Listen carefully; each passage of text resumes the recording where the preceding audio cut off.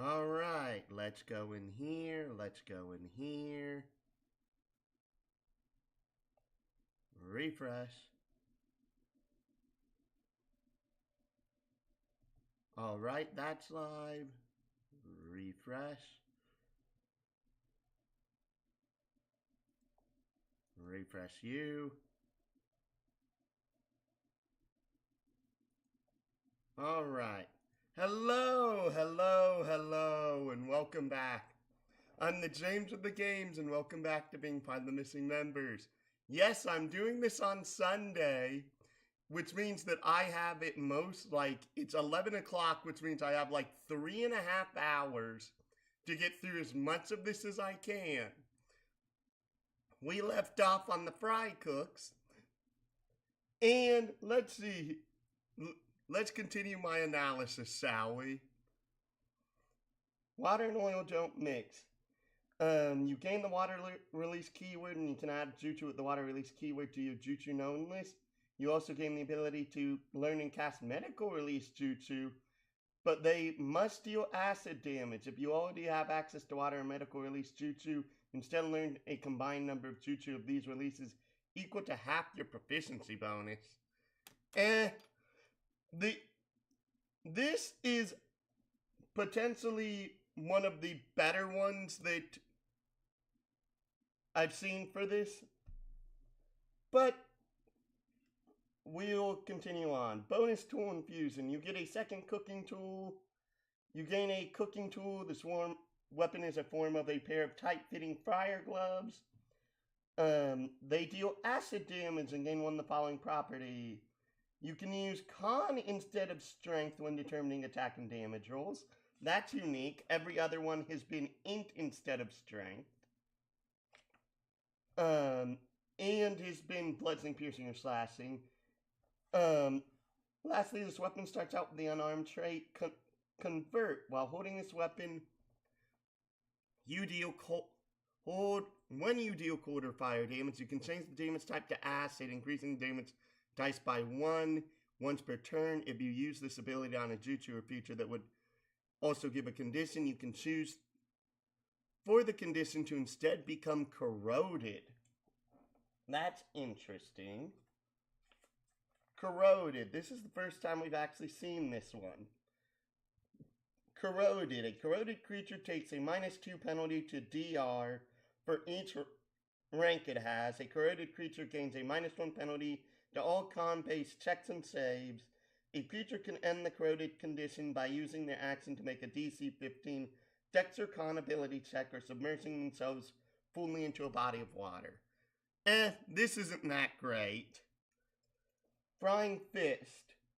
When you would deal damage with a tie, you can change the damage type to acid and increase the damage dice by +1 once per turn. That's also mediocre.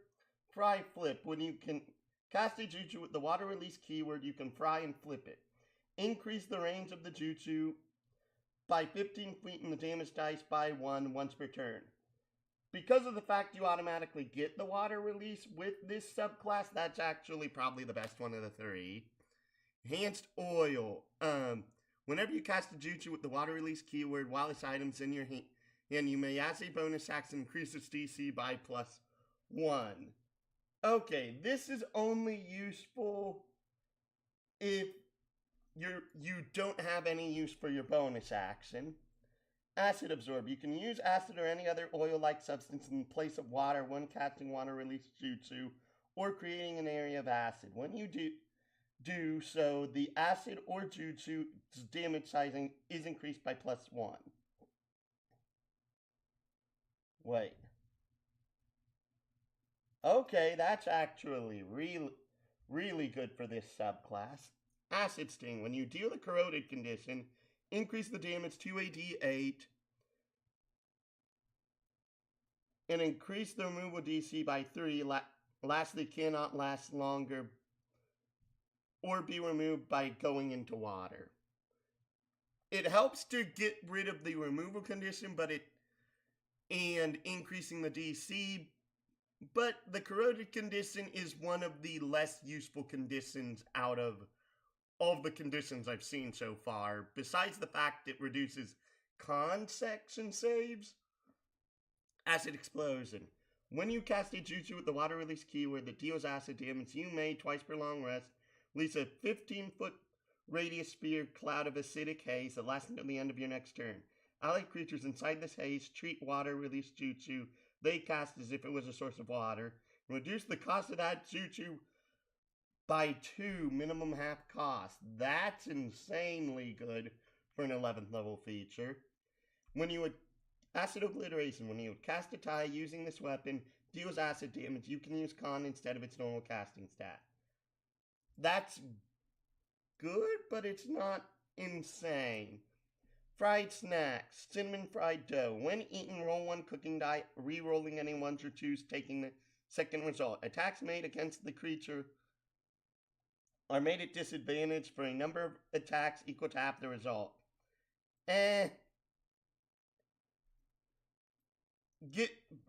Having disadvantage on attacks against that person, there are plenty of other better ways in this system that I have seen that give enemies disadvantage. Deep fried takoyaki. After consuming this snack, the creature leaves behind a slippery coat of oil in each space they pass for a number of turns equal to the result of your cooking die, which lasts until the end of their next turn. Whenever a creature attempts to pass through a space coated in oil, they must make a dex save versus your ninja DC. On a failed save, the creature takes acid damage equal to 1 cooking die, falls prone, and is coated in oil, causing them to lose resistance to acid and fire damage, and be coated in oil, unable to stand until they succeed a dex save or the end of their next turn. Okay, that's pretty good, but again, we've seen better from this class already. Fried rice. The creature can eat this snack as a reaction when they would make a saving throw. The creature selects 2 saving throws for a number of rounds equal to the result of your cooking die. They add half the result of 1 die to their creature can choose to select the same save twice. When they do, they also gain advantage on the chosen saving throw.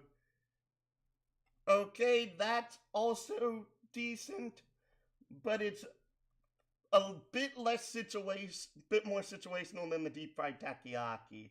And it's mainly because of the deep fried takoyaki removes resistance to 2 damage types, causes enemies to fall prone, and makes them unable to stand unless they pass the dex save. Which is very good crowd control, honestly. Tonkatsu Cutlet. When eaten for a number of rounds equal to your cooking dice, creature gains an extra bonus action on each of their turns, which can only be used to make an unarmed or weapon attack, or take the disengage or dash action. Creature's move speed also increases by 5 times the result of 1 cooking die. Creature can gain the benefits of this snack twice per rest. That's your big breadwinner here for your snacks. And also, because of how the Cooking Ninja works, you don't have to choose between these. You get all of these options. Rev up those fries. 5th level oil just makes things taste better, and your comrades couldn't agree more. During a short rest, you can fry a number of pills, which can be chakra blood pills or military ration pills, equal to your proficiency bonus to improve their taste. These pills gain the fried prefix, and when consuming a pill, the creatures gain an additional amount of the resource the pill restores equal to the average of 2 of your cooking dice. After 12 hours, fried pills lose their crispiness and become slightly inedible. As such, when eaten, the result is half. Fried pills cannot be refried. Lastly, you can double the amount of ranks a corroded creature can have at a time. You can double the amount of ranks of corroded a creature can have? Okay, I have not looked at the pills yet. So let's just see here. Pills.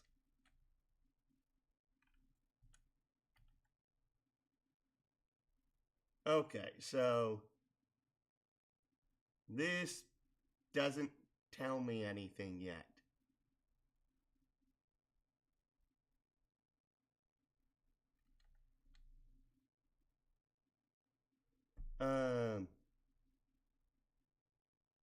You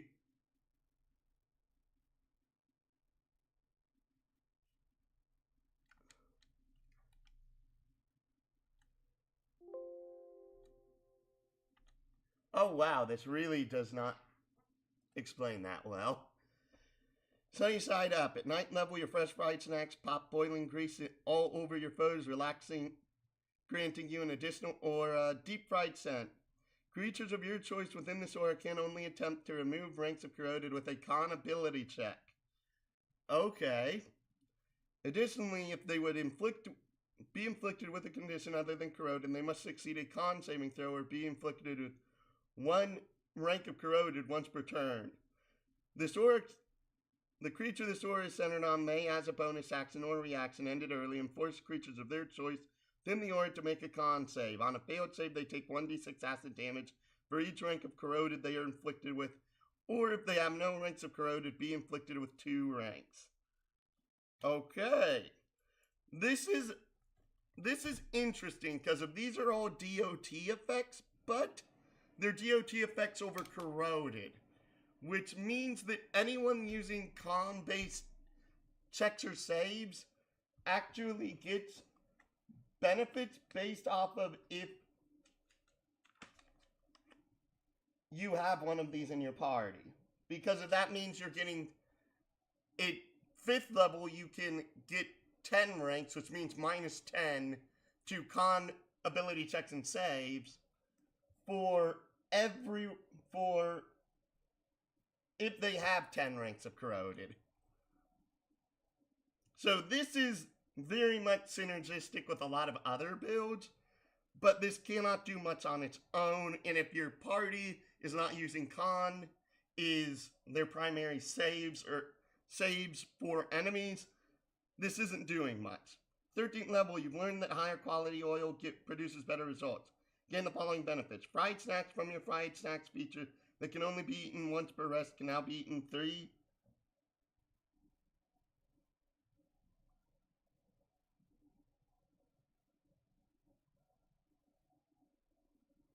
The problem with how the snacks feature is written is that all of these say that they're twice per rest.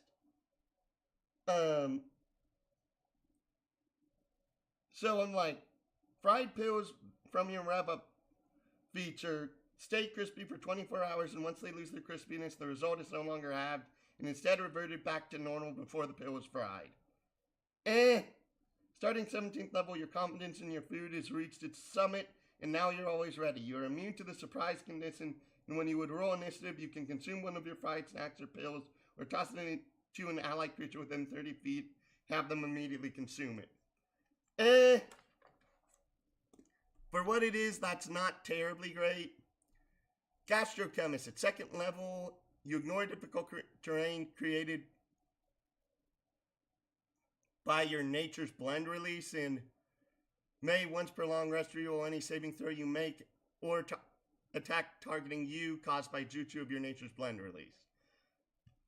That is weird. At 2nd level, choose one nature release, which becomes your Nature Blend release. You may learn jutsu from what release normally, but may only cast them if you are wielding your Gastrochemist weapon.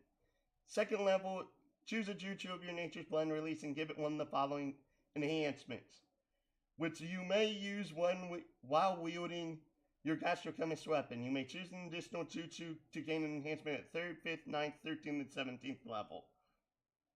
Whoa! Enhanced texture when you cast the... Okay. I'm actually basically going to skip this because of I cannot properly make judgment on most of these, mainly because of I don't know the jutsu that well yet. Bonus tool infusion. You gain a 2nd cooking tool. It can be a metal fist, lightning lighter, flame throwing pistol, etc. Cooking dice damage is equal to your cooking dice. You may use int in place of strength. Your weapon damage type becomes that of your chosen nature, and it gains one of the following properties. Reactive element. When you would cast a jutsu that deals damage of the same type as your Gastrochemist weapon, you may add your cooking dice to the damage once per turn. Evocation.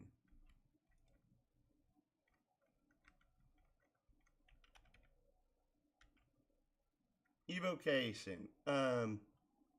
When you first catch a gain a weapon with this property, select one ninja, genju, or weapon that you have access that deals damage.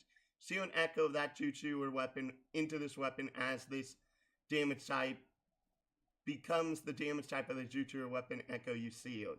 But it does not add your ability modifier damage rolls, and you can make no more than one attack with this weapon when you take the attack action. If you sealed a ninjutsu, you make attacks using your ninja attack bonus. If you sealed a genju, using genju attack bonus. If you sealed a weapon, you make attacks using your tai attack bonus.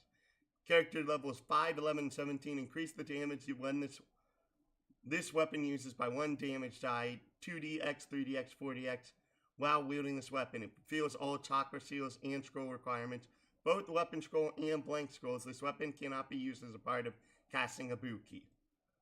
Okay. Hidden, which is just, you have advantage on dex checks, dex sleight of hand checks made to conceal a hidden weapon.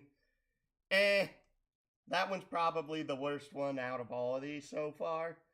Chakra storage. You can store chakra into your gastrochemist weapon. You may spend chakra at the end of a long rest to store chakra in this weapon with a max stored chakra of 5, which is stored until spent.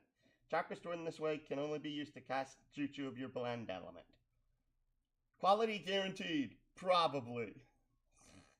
When you would roll your cooking dice as part of an effect gained by your nature's blend feature, if your result of your cooking dice would be less than the maximum result, increase it by +1 once per turn. That's also pretty terrible. Chakra storage and evocation are probably the two best ones here. At 6th level, you gain one of the following. Extra chakra storage. You can store chakra into the weapon. You can store up to 10, which is stored until spent. If this weapon has the chakra store property, replace it with this property, which does not grant you an additional second and this does not give you an additional second level property. Increase this property's maximum stored chakra to 15. Range 60 over 120. A little extra when you would cast a jutsu of your nature's blend element. You may, as a bonus action, make an attack against a creature who would be affected by the jutsu when you're with your gastrochemist weapon as an action or bonus action. On a hit, you deal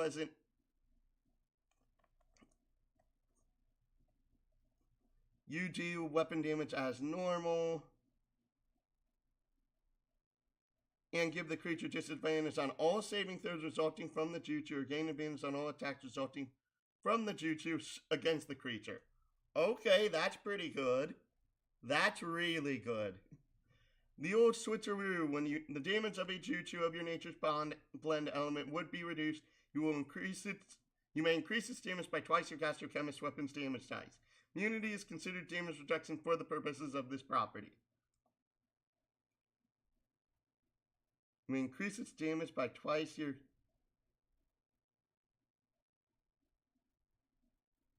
Immunity is considered damage reduction for the purpose of this property. A little extra is probably the one that takes the cake for me out of these four. 11th level, you gain access to one of the following. Chemical control. When you would cast a jutsu of your nature's blend, you may reduce its cost by -2 or -4 if it's above A rank. This is applied regardless of other features, traits, jutsu, or cost reduction effects other than the special cost. That's pretty nice. Chakra reduction is always nice. Mega Chakra Store. Basically, it is the same thing as extra chakra storage.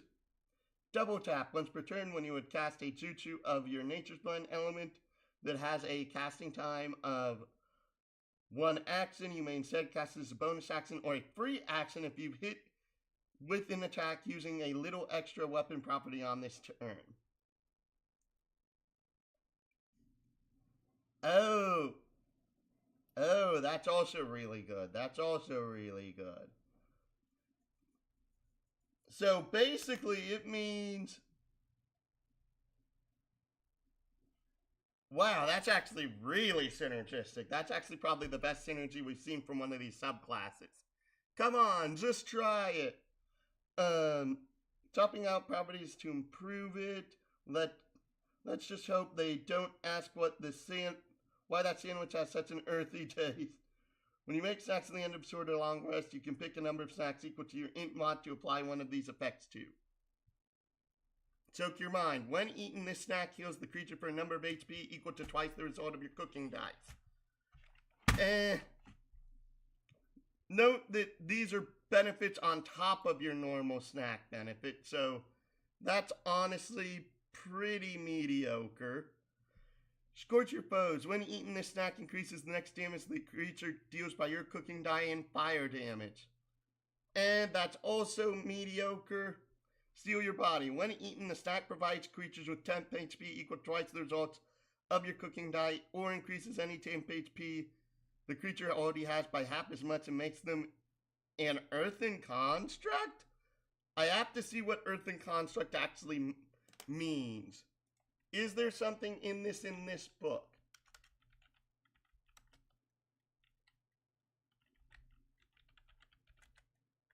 No match.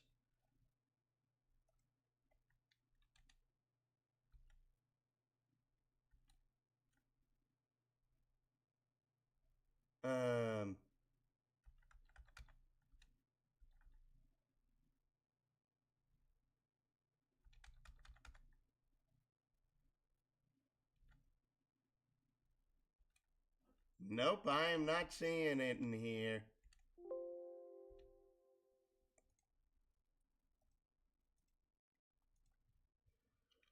So I have no clue how useful Steal Your Body is actually. Sail Your Sky. When eaten, this snack increases creatures' walking speed by 10 feet and provides them with a flying speed equal to half their walk speed for the duration of the snack. Strike Your Earth. When eaten, this snack provides benefits of the dash action, increases the crit threat range of their next attack by 1. That's obviously the breadwinner here. Or of equivalent of exchange. Thank you, Full Metal Alchemist.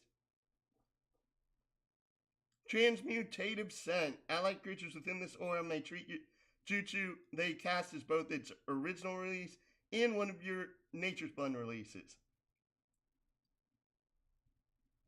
using the release of the caster's choice for the purpose of effects involving releases, classes, jutsus, features, etc. And its damage type, water is cold. Additionally, creatures of your choice who enter or start your turn within this aura must succeed a dex save or be inflicted with one rank of your Nature's Blend releases condition. Fire is burned, water is chilled, earth is brewed, wind is bleed, lightning is socked.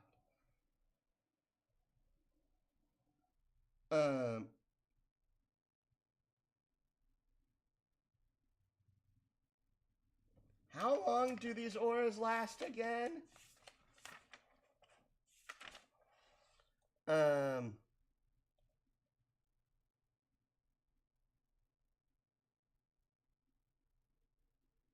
the duration of the snack. So what this means is that if you have this actually makes sushi rice probably one of the best things in regards to snacks with the auras because of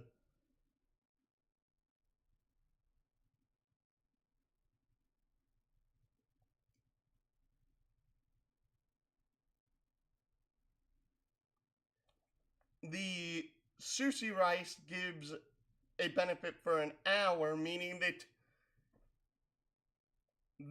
this could potentially be the single best aura here because of the fact that it lasts for as long as the snack does, meaning that if a creature is under the effects of a snack, even in combat, it lasts for the entirety of that snack. So an hour duration means that it lasts for an hour. That is actually really nice.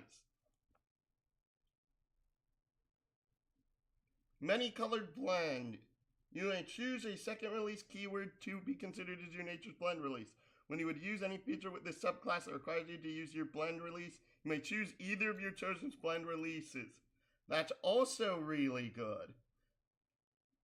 In touch, when you take a long rest to turn yourself self to your surroundings, manipulating energy elements in the world itself, granting you its power. Full turn action, you may release this gathered energy, entering Philosopher's form and granting yourself the following benefits for 10 minutes. Gain 10 chemic points, which when spent, reduce the number of remaining minutes that you can remain in Philosopher's form by the number spent. You gain a flight speed equal to twice your walking speed, the benefits of the disengage action. Advantage on 2 saving throws of your choice, advantage on your first attack each turn, and 40 temp HP. You may once per jutsu spend 1 point to use any Nature's Blend enhancement without needing to consume a stack, and may apply a Nature's Blend enhancement to jutsu already benefiting from one. Even the same one in this way. Alright, this is probably one of the best subclasses for the Cooking Ninja. Straight up. This is straight up like probably the best subclass for the Cooking Ninja thus far. And now we have the Show Cook. We have 1, 2, 3 more. Give them a show. At second level, you've learned to spice up your cooking with a little dramatic flair. Instead of creating a snack in the kitchen, you make it in front of those who will eat it and just seeing the display bolsters them. You can use an action to give your benefits of a snack to 2 creatures you see within 30 feet. Spending the snack in the process, starting 9th level, this can be used as a bonus action. I actually don't know how potentially useful this is. Let me turn back here.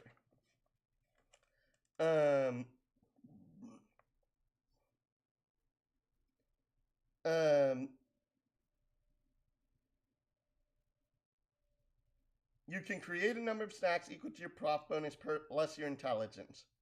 These snacks are of any design of your choice, but they contain secret ingredients. When you create a snack, it contains the special properties of one secret ingredient and maintains its potency for 24 hours, or until your next rest, which causes it to spoil, losing its ability to impart its special effect. Most snacks utilize your cooking dye. Snacks can only have one. You can literally carry. Each snack can have a different ingredient, and Okay. Bonus tool infusion. This weapon is a smoking pipe or some kind of smoking object. At second level, you can choose a damage type between B, P, or S.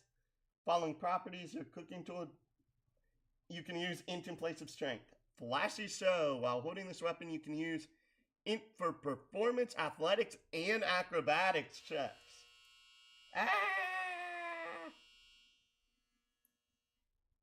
I don't know if you heard that. That was my washer. I need to go move stuff into my dryer since today is laundry day.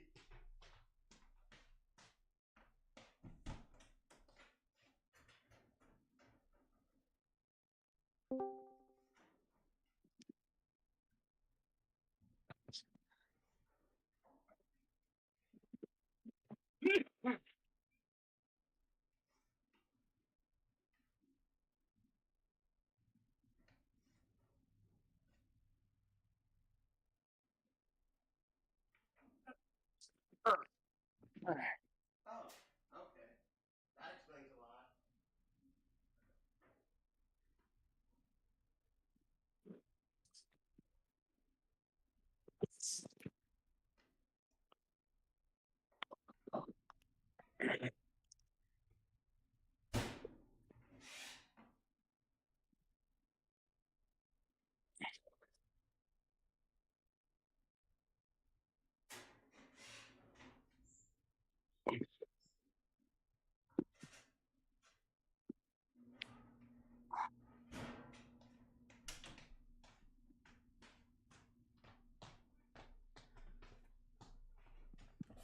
All right. Hi, Kiryu. What, you didn't expect the Spanish Inquisition?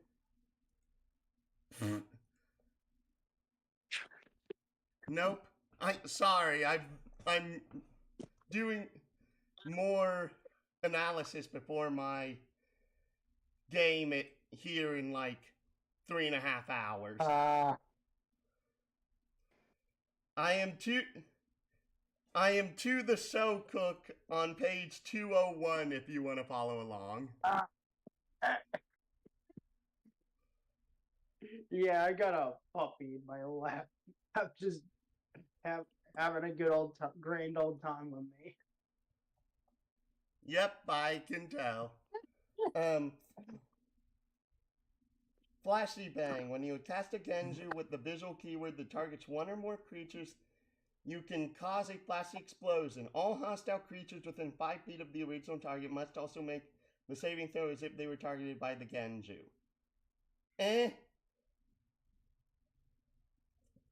Things from the Genjutsu specialist do stuff like this that are better than it, and can also grant additional effects on top of that.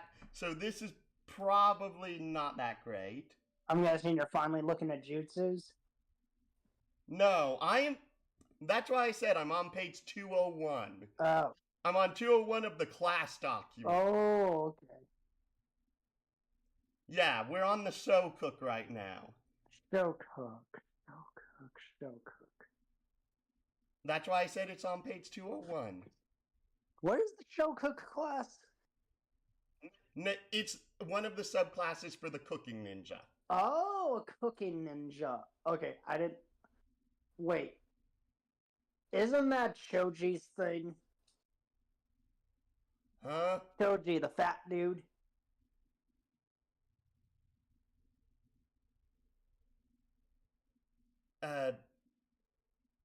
Oh, the really big guy. Yeah, aka Human Boulder.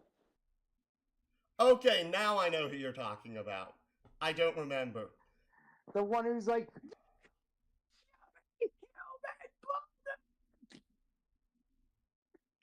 you peaked your mic. Sorry. And Showtime, this is actually probably the least interesting one of the three. Flashy Show definitely is the best one of the three of these. Honestly, though, in terms of like the older or like female ninjas in like original Naruto, honestly, one of my favorites is one of the tuning exam instructors. Before the whole Boruto thing happened. So apparently, that woman was able to eat a lot. Because she basically trained and did so many missions that she was able to off-put all of those calories they kept constantly eating. I know who you're talking about. Forgive me, I haven't watched Naruto Wait, you know forever, which tuning exam instructor I'm talking about? There were only 3 of them. I'm talking about the one that was. It seemed like she was wearing fishnets things and she had black. Yeah, I know who you're talking about. Remember, I watched the original Naruto up till like 2 arcs after when Jiraiya and Naruto were supposed to go off for training. And I watched like the first 60 to 80 episodes of Shippuden.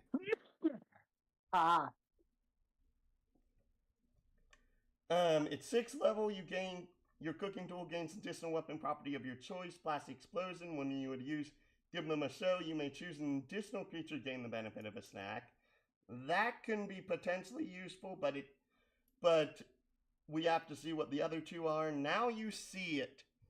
When you cast a Genjutsu without the visual keyword, you may give it the visual keyword. Additionally, you may, as a bonus action, increase the DC of a Genju you cast by +1. This seems to be doing what the Siren Genju specialist did with auditory keywords with visual keywords, but visual keywords have a major problem with them, which is that you cannot basically use them during stealth.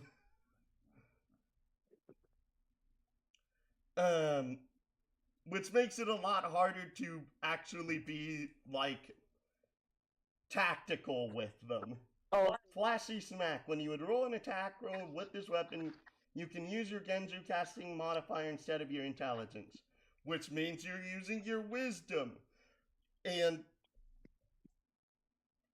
Okay, unless you're heavily speccing into Genjutsu for this subclass, I don't think you would be doing that. At 11th level, you gain one of the following additional properties of your choice. Flashy Armageddon. When you would cast a Genji with the visual keyword, you may instantly feed one of the affected creatures a snack. I would have to see if there's Genju that are beneficial that use the visual keyword. Since otherwise, this is also because of usually what I'm thinking of Genju with the visual keyword, I'm thinking of stuff like Hypnotic Pattern, and that's always crowd control. So why would you want this? Blinding style. When you would blind a creature, the mere sight of you causes their retinas to burn. At the end of a blinded creature's turn, they may take a number of fire damage equal to double your cooking dice. That's kinda awful for an 11th level feature.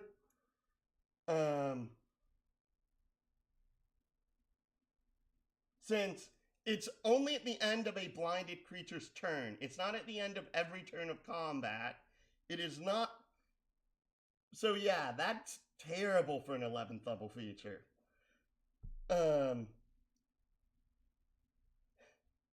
Sorry if I'm going through these really quick. That's why I suggested you open the document and follow along.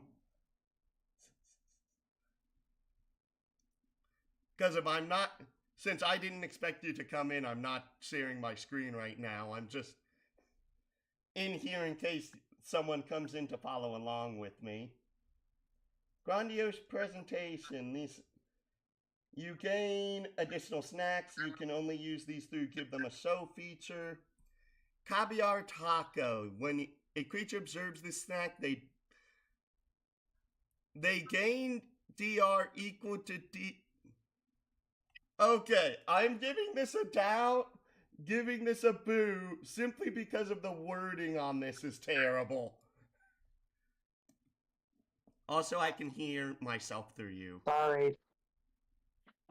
Black Truffle. When a creature observes this snack, they gain 60 feet of chakra sight for 1 minute.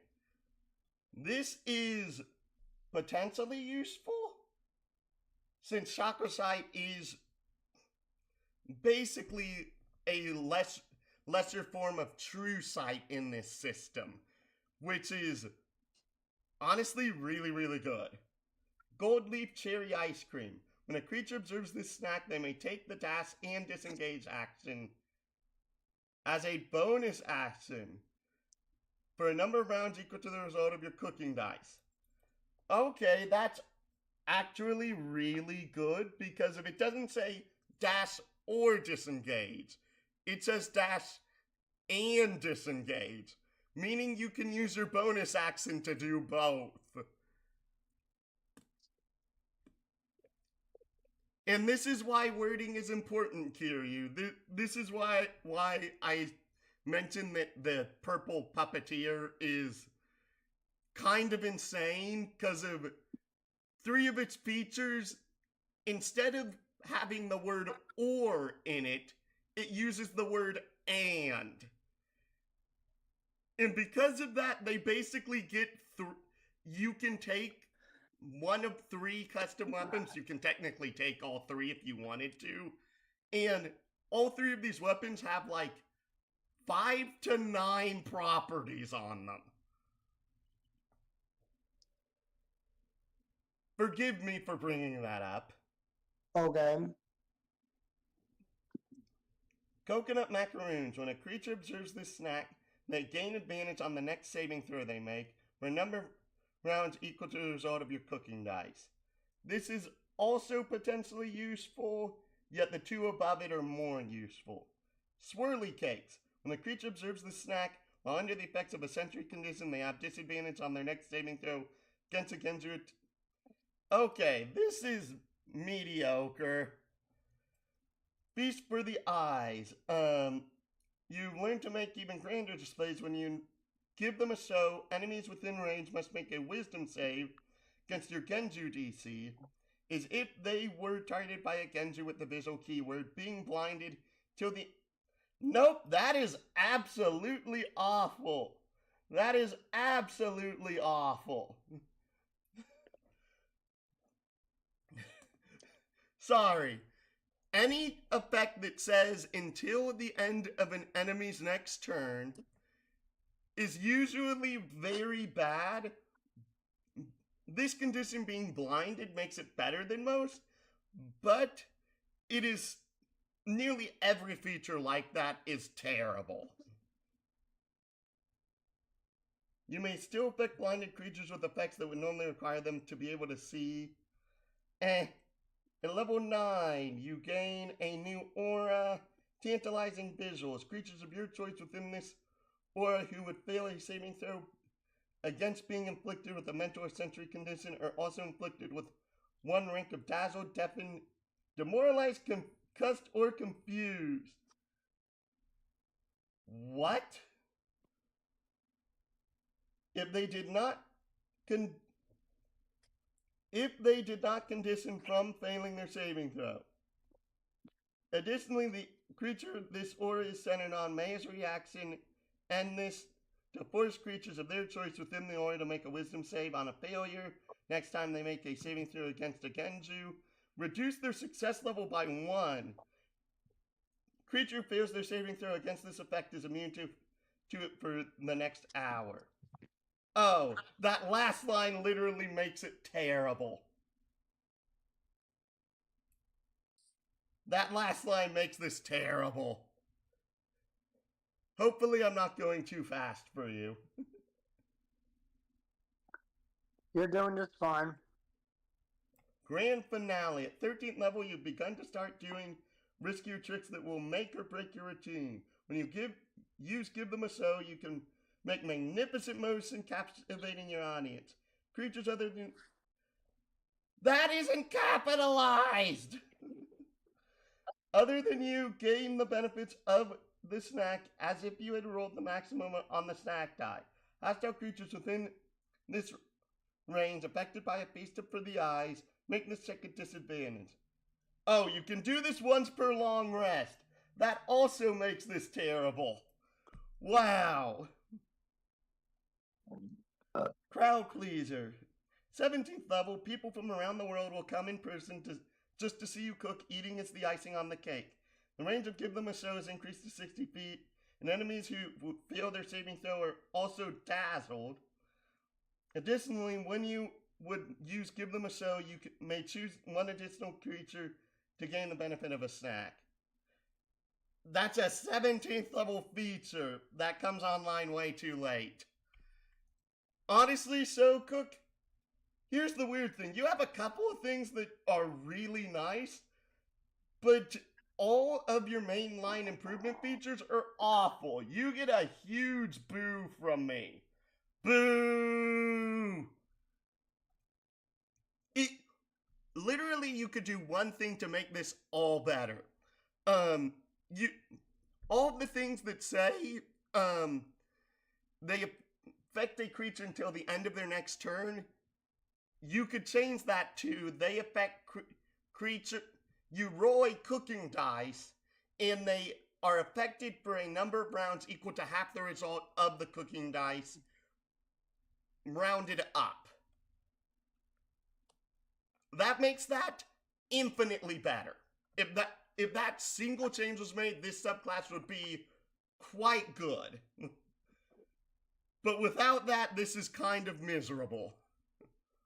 How exactly would you have made Primal Weapon Specialist even better? Okay. So, let me flip on back. Let me put a bookmark in here. Ah, my bookmark. Uh-oh. That's Taijutsu. Honestly, I really should find my physical book. I really should find my paperback copy of Michael Crichton's Jurassic Park. It was a good book, to the point where I started listening to free audiobooks of it. Okay, so this is actually one of the more interesting ones because of probably out of all of the nature release subclasses, primal weapon, out of all of the ones I've seen, I think I would say would be the second best one out of all of them, since every single class has one subclass that is nature release themed, and most of them have been pretty bad. Literally only the weapon specialist and the cooking ninja have been enough for me to say that these are actually viable characters.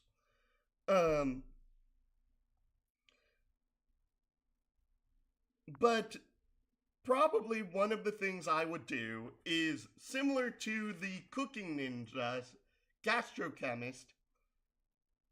I would literally, here's literally a simple thing that I think would make the class better. Primal power at 13th level, you gain an additional nature release. So in other words, So in other words, on top of doing fire and lightning, I'd be able to do, which one would fit my theming more? I'm trying to think, because I got fire and lightning. All right, dragons like to fly, so wind would probably do good. Yes. Again, it'd be a 13th level feature, but honestly, it is one of those things of it comes online at a point where nature releases are really strong in the first place. The thing is, you still have limited slots for your actual jutsu slots. And most likely, I now need to check something else. I would probably go ahead, if I can bloody find it. I would probably say for each tier of jutsu that you have unlocked, you gain one additional jutsu known slot.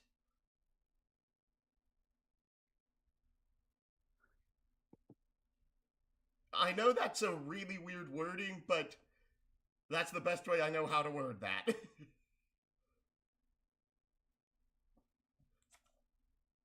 If you don't understand what I mean by that, basically, it means that you would get a total of five additional jutsu known by the time you're level 17. And the reason for this is because as a weapon specialist, you don't have the jutsu known slots for learning that many techniques. So, in my honest opinion, because of how nature releases work, giving you those extra 5 slots is incredibly beneficial to you, to that is a subclass. Oh, like to a ridiculous degree. Oh, by the way, I hope I'm not killing the mood, but Tony Todd passed away. No clue who that is. But sir, just to name a few of the characters he voiced, there was Darkseid from the DC animated movies, Dreadwing from Transformers Prime, Venom from the new Spider-Man 2 game recently, and he played Zoom in CW's The Flash. Ouch. Sorry, but He also can I played continue Handyman. All right, can I continue my analysis? Yeah. I know that it's a sad moment, but it's like, I don't want to waste too much time I know, on it. I was just trying to name a few of the things some of the iconic roles he's played. Fair enough. Next up, we have Sour Taste. I expect you to die! At second level, you learn Jutsu with the medical keyword that deals poison damage, inflict the envenom condition, and that cure or assist with curing conditions. Additionally, you gain proficiency in poison kits, reduce the DC of all poisons you attempt to create by half your prop bonus, and reduce the uses of a poison kit required to create a poison by 1. Okay, this can potentially make this good. We have to see what else it gets. You also get an additional cooking tool, a deadly weapon with the ability to deliver sickening poisons. It can be blessing, piercing, or slashing. You can use int instead of strength when you use your attack and damage rolls. Venom's Blade. Any damage dealt with this weapon or by Buki cast with this weapon may deal poison damage instead of the original damage type. I don't know enough about how enemy resistances, immunities, etc. work to know how good that potentially is. Two-Face, when you deal damage with this weapon, you prevent the damaged creature from regaining hit points or ending the envenom condition until the end of its next turn. That could be potentially useful, but And then we have the option of Tactical 2 and Lethal 2. Tactical 2 means that once per turn, weapon the tactical property deal +1 additional damage to targets for each rank of any physical condition the target has. Problem. This is a subclass that is dealing with Envenomed. Envenomed is not a physical condition, meaning that this is anti-synergistic with itself. Bruh. And lethal. Lethal property increases its damage die by +1 against a surprised creature, a creature that cannot see the attacker, for each rank of lethal it has when you attack with it, once per turn. Example, Lethal 2 adds +2 damage die. So, the reason that you would take this is more so for the lethal instead of the tactical. Because in order for the tactical to even be useful, you kind of need to have a party member that is doing a bleed build in order for the tactical to actually be useful. But that one of the three definitely takes the cake. 6th level, your tool gains an additional weapon property of your choice. Multi-attack, which basically means you can attack using it with is a bonus action. You cannot add your ability modifier to damage rolls using your weapon. Your weapon once per creature per turn, you may force a creature you hit with this weapon to succeed a con save or be inflicted with 1 rank of the envenom condition. This is definitely the better of these two, but we have a third one to go over. Stab to death. Once per turn, you can damage a creature with this weapon within 5 feet of an allied creature. You may cause them to instantly take damage from any ranks of envenom condition they're inflicted with.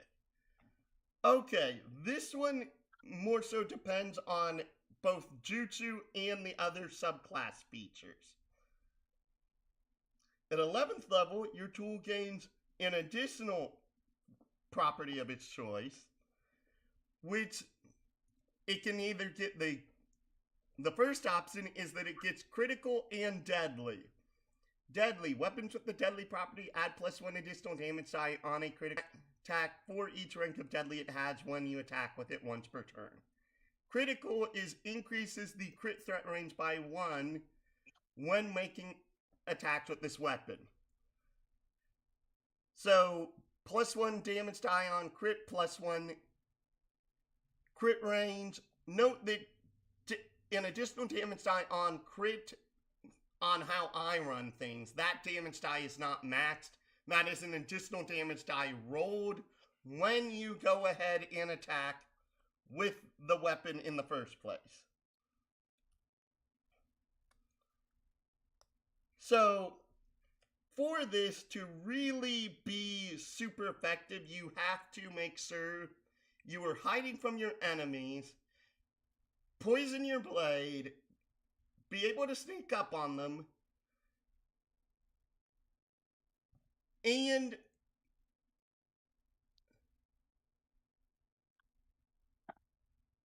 manage to have surprise on them. Note that surprise is a lot easier to accomplish in this particular system, since surprise just means the creature is not aware of you, or not aware of where you currently are. So basically, if you have good enough stealth against their passive perception, you can gain surprise on creatures. Eviscerate. Once per turn, when you deal damage to a creature who has 3 or more ranks of envenom, with this weapon, you may force them to make a con saving throw or have disadvantage on attack saving throws, skills, and ability checks until the end of their next turn. Okay, what in the world? I am having drop frames. Boop, boop.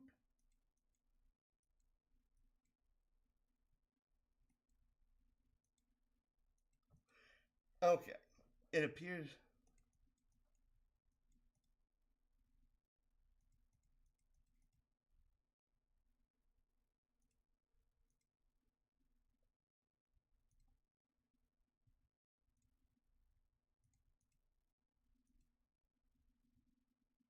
That was you. Hopefully that. I keep having random drop frames, but thankfully it's not been too bad yet. Once per turn, when you damage a creature who has 3 or more ranks of envenomed with this weapon, you may force them to make a con save, or have disadvantage on attack, saving throws, skills, and ability checks until the end of their next turn. Nope, that is bleh. White snake poison. When you inflict a creature with the envenom condition while they have 4 or more ranks of envenomed, they must succeed a con save or be restrained until the end of their next turn. That's good, but honestly, I feel like taking critical and deadly at 11th level is better. Also, since you're also getting these particular weapon traits on top of the base weapon traits that your cooking tool would get. Which also kind of makes half of the cooking specialists as good or better than the weapon specialists when it comes to like how their weapon qualities work, which is also a bit of a problem in my honest opinion. Is that stealing my thunder? And it's worse in my opinion with the cooking specialist compared to the purple puppet master, because of the fact the cooking specialists, all of their unique weapons that they get is their cooking utensils can have unique properties on them. Properties that no other class gets access to, which I find really stupid.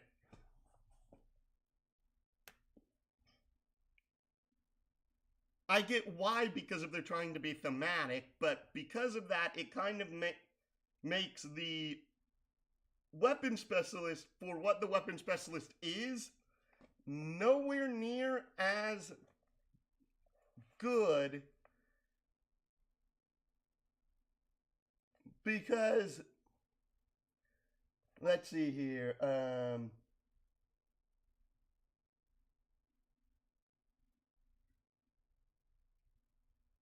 Also played a Buki.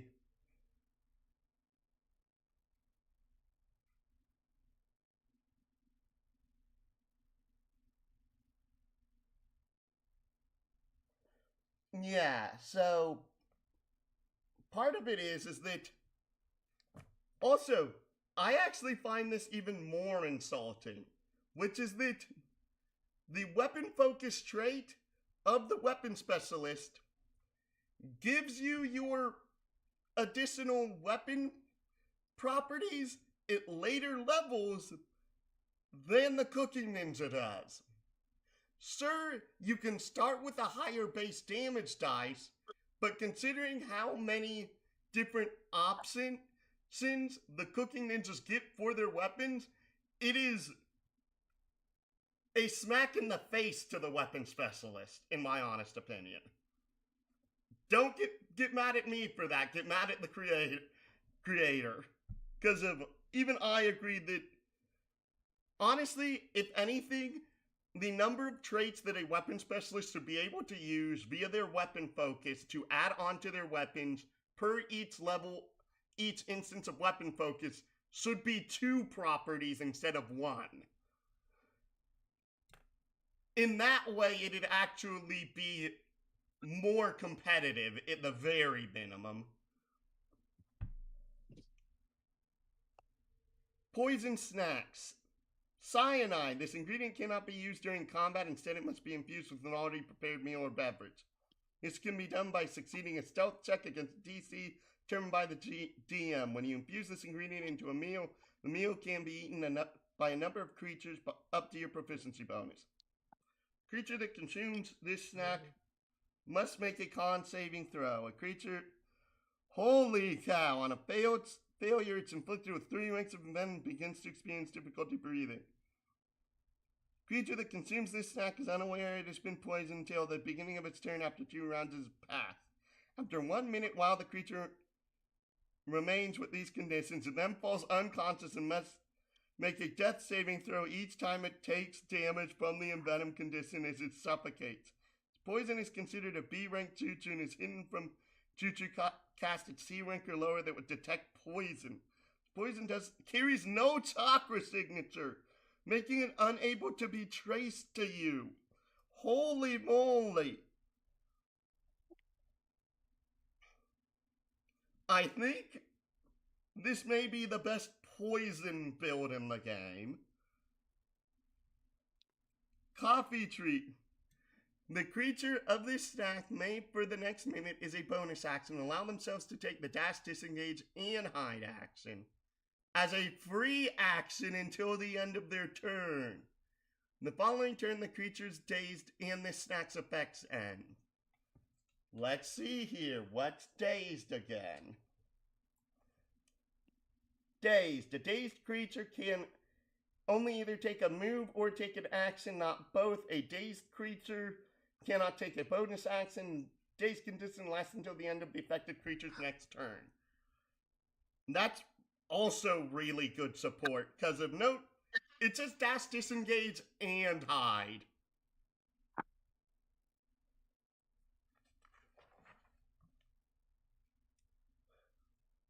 Sorry. Hopefully I'm not bashing you too much over the weapon specialist. I'm giving my honest opinions based off of what I have seen so far. So what I'm hearing right now, because of how this is written, weapon specialist is essentially irrelevant and terrible. It's not terrible. Part of the problem with weapon specialist is that it gets its weapon features later than anything else that is similar in nature to it, which feels very wrong because of, for example, the Cooking Ninja. The Cooking Ninja has a lower hit dice. It does not get heavy armor. It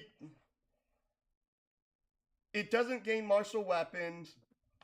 The reason why so even in the first place, most of the Cooking Ninjas, they are not dealing their weapons do not have the same type of damage die as a weapon specialist does until you start getting into late tier 2 to tier 3 levels of play, because of their cooking dice is based off of a monk's unarmed damage calculations in 5e, which, again, I hate those calculations, and you've heard me go on and on about that. The weapon specialist instead gets proficiency with all simple and martial weapons.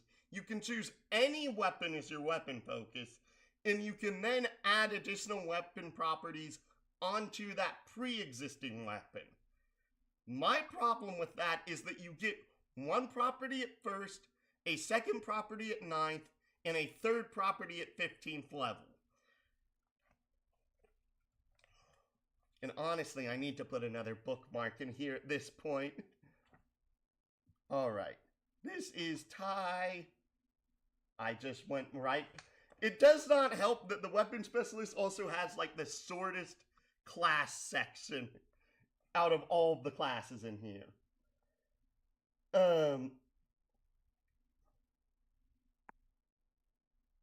Let's see here.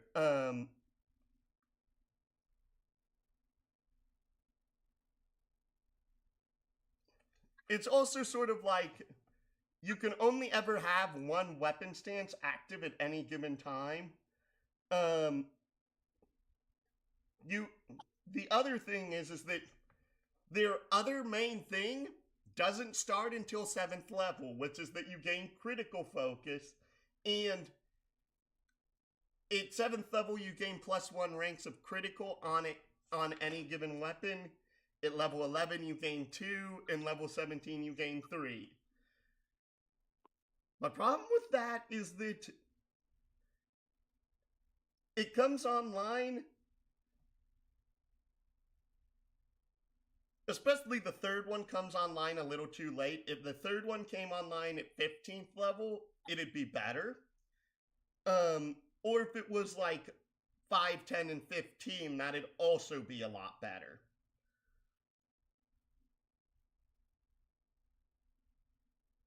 Also, the weapon specialist is the only class that gains 3 attacks on an attack action at 11th level. That's your other main claim to fame. The cooking specialist doesn't even get a second attack. I'm more saying this because of the cooking specialist. Again, their weapons have more stuff added onto them than the actual weapon specialists do. Which again feels really, really weird.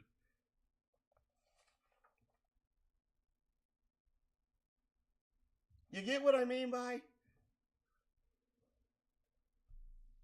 Revitalizing mushrooms. The creature of this snack is cured of all ranks of envenomed or weakened condition.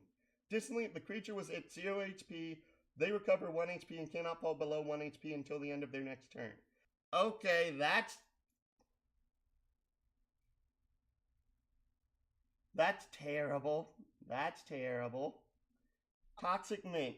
Creature of this snack immediately takes 2 cooking dice of poison damage. For the next minute, creature may cast Medical Release Poison Mist as a bonus action.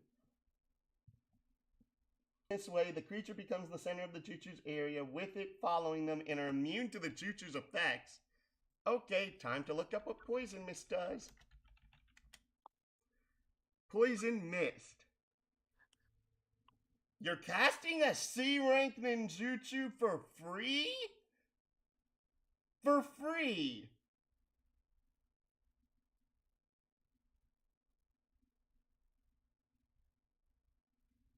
For free! Oh, great. Here we go again. Sounds exactly like the freaking power gap I hate.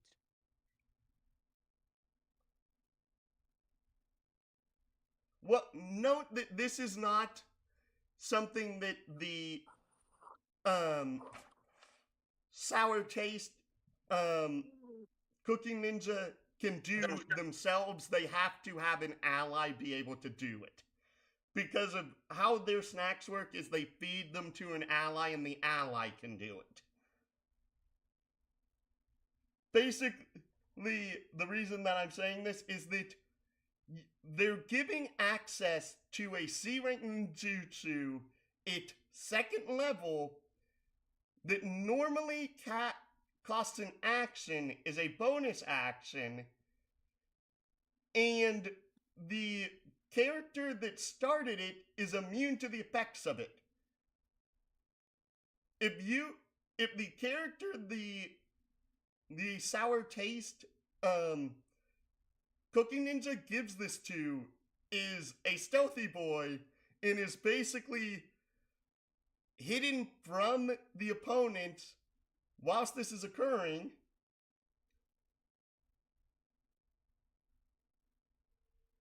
they can have Poison Mist affect an enemy group without them realizing they're there.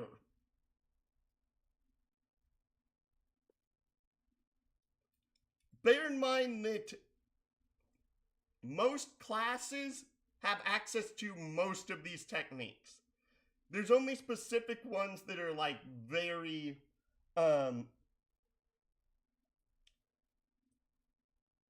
locked off.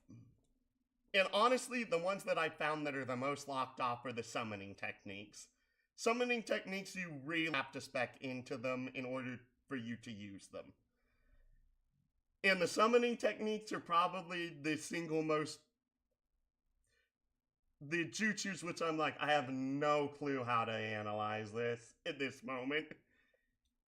You exhale it in a toxic cloud of purple smoke that obscures vision up to 60 feet away and expands into a 15-foot radius sphere that spreads around corners. It lasts for the duration. When a creature enters the area for the first time on a turn or starts its turn there, creature must make a con save or take 3d10 poison damage. And gaining the poison condition on a failed save and half as much on a successful one. Creatures are affected even if they hold their breath and don't need to breathe. They're affected if they hold their breath and don't need to breathe? Wow. License to kill. At 5th level, once per turn, when you deal 15 or more poison damage to a creature in a single instance, you can impose a con save against your ninja or Tai save DC. On a failed save, the creature becomes envenomed for 1 minute. At 13th level, you ignore resistance to the envenom condition as well as poison damage with your sour snacks and treat immunity as resistance.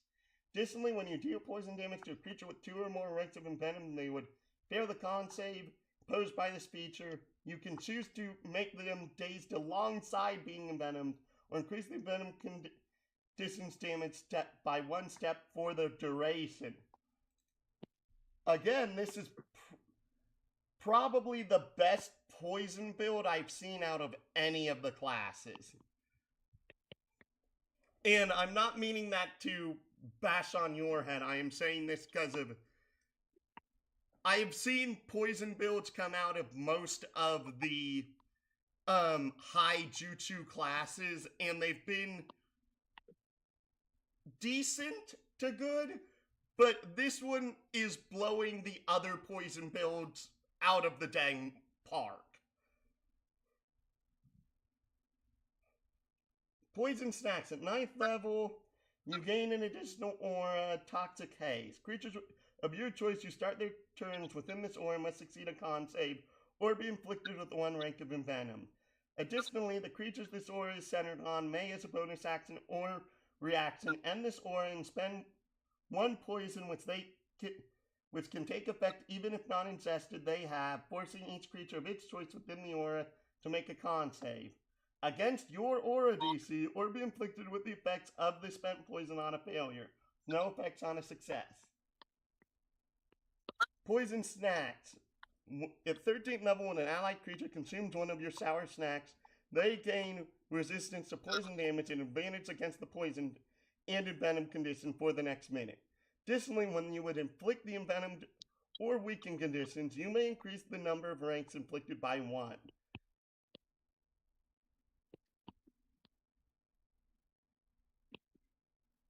Okay. Twice per long rest, when a creature succeeds a saving throw against a jutsu with the medical keyword, deals poison damage, or against a poison place created by you, you may cause them to take damage from the envenom condition as though they had started their turn there. Again, for a 13th level feature, note that the 13th and 17th level features for the Cooking Ninja across the board have been pretty mediocre. This has probably been the best one so far. Perfected Formula. At 17th level, you're able to pierce even the strongest immune systems. Additionally, during a short rest, select Toxic Mint or Vitalizing Mushrooms or Da fuck? Why do you list the same thing twice? Huh? Typo. Typo here. It literally lists Toxic Mint, Revitalizing Mushrooms, or Toxic Mint. Number of times per rest equal to your Charisma modifier. You may, as a bonus action, grant 1 creature who has ranks of invent. That's also misspelled. Within your aura, the effects of your chosen sour snack. Wording. This is literally something I've put in on only a couple of specific features because of the wording on this feature is broken. Not broken as in like broken busted. Broken as I mean I have no clue what it's meaning. We have one last subclass for the cooking ninja, the Heat Master. And I'm going to give Sour Taste, again, my star of Optimizer's approval. Also, FYI, Primal Weapon was one of only 2 of the Weapon Specialist subclasses that earned my star of approval, by the way.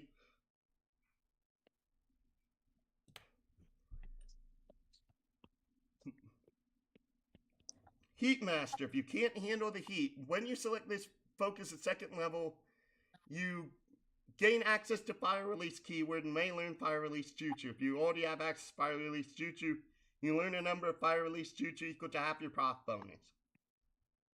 Bonus Tool Infusion Hot Plate. At 2nd level, you gain a 2nd Cooking Tool Infusion weapon following the same structure as your original one. This weapon is fire focused. Weapon is fire focused. You can use your int in place of strength when determining attack and damage rolls. I think part of the reason why they gave the cooking specialist so many additional weapon features is that none of the cooking specialist subclasses can attack twice using the attack action. You can. They don't even have a subclass that says like at 11th level or 13th level, you can attack twice instead of once when taking the attack action on your turn. None of them get that. So I think they were trying to balance out having a character that has 1 attack action versus characters that have 2 or 3. And I have to reload this. Reload this.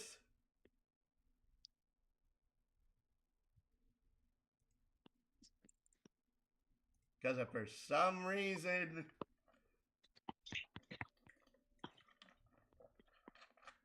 that happened,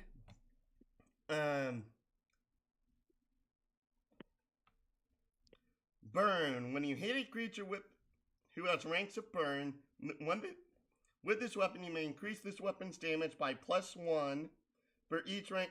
Nope, that's terrible. Flame on. Once per turn, when you make an attack with this weapon, you may instead force each creature of your choice within a 20-foot cone originating from you to make a dex saving throw against your tie or ninja save DC. Taking twice this weapon's damage dice, fire damage, and being inflicted with 1 rank of burn on a failure, or half as much damage on a successful save. That's actually relatively decent. Remember, you can only do this once per turn. Unarmed. Why would you take the unarmed property on this? Unarmed. All this means is that you can not be disarmed of it. You can use this with taiju stances. Does not prevent you from using hand seals or chakra seals while wielding it. And uses your unarmed die is its base damage, but you don't get any unarmed die increases from this class.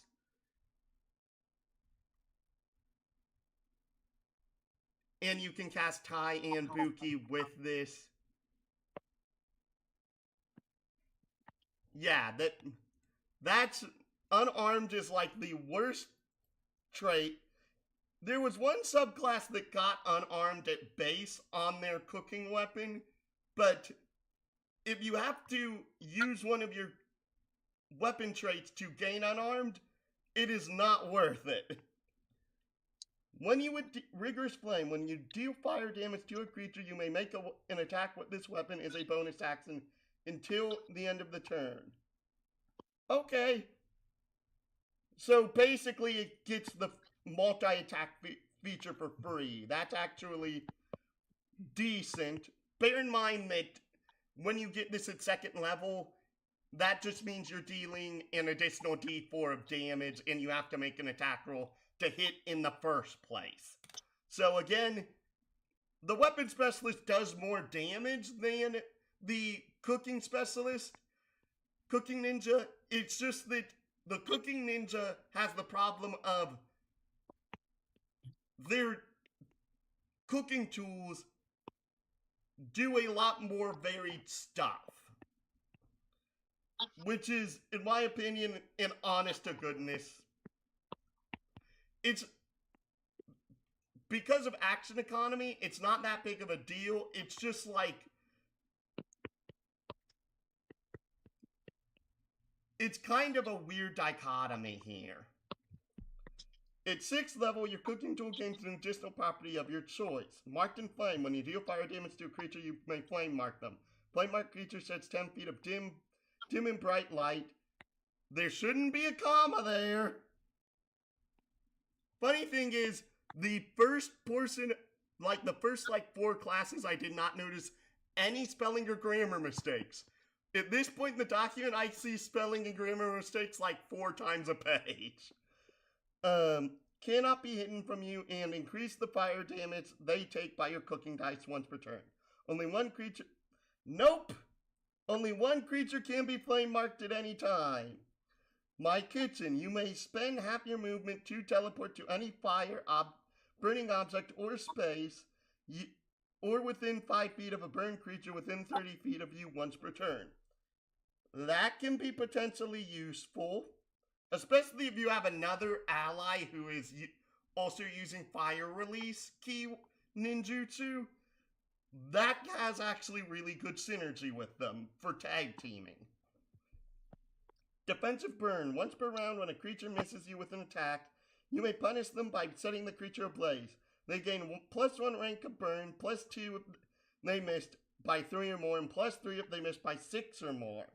You may use this feature a number of times equal to charisma mod per long rest. Okay, defensive burn takes the cake for the 6th level features that they can take.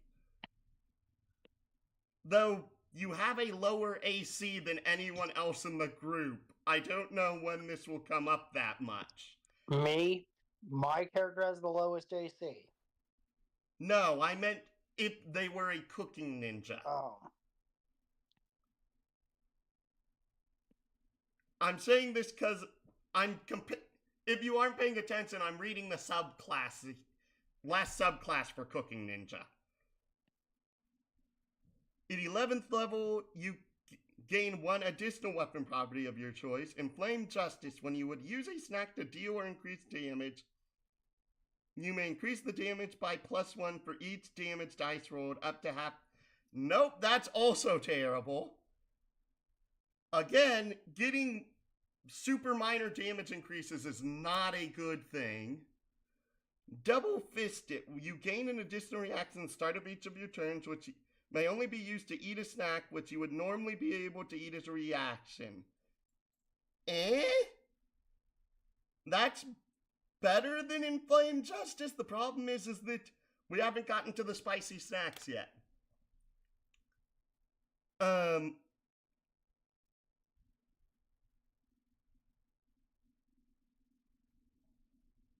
In which you only get 1 unique spicy snack, Spicy Wonton. When you would eat this snack, you gain resistance to cold and fire damage and may immediately cast medical release acid armor is at a rank you can cast it at half cost. However, it loses the medical keyword, gains the fire keyword, and deals fire damage instead of acid damage. Gains 2 ranks of burns and must succeed a con save, or gain an additional 2 ranks of burn. Okay, so let's see here. What's acid armor?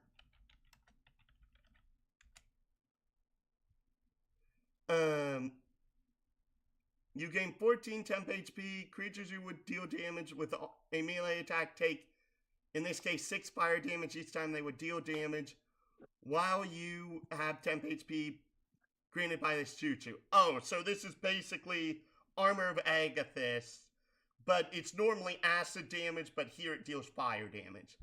Creature would strike you with a weapon attack or unarmed strike whose rank is equal to or less than the rank of this jutsu was cast at, has their weapon suffer a permanent -1 penalty until the until fixed by the mending jutsu.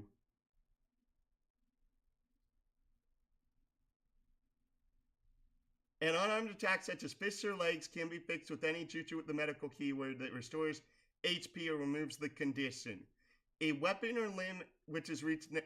Oh, so it's Armor of Agathis combined with a rest monster effect. Excuse me. That's honestly pretty good.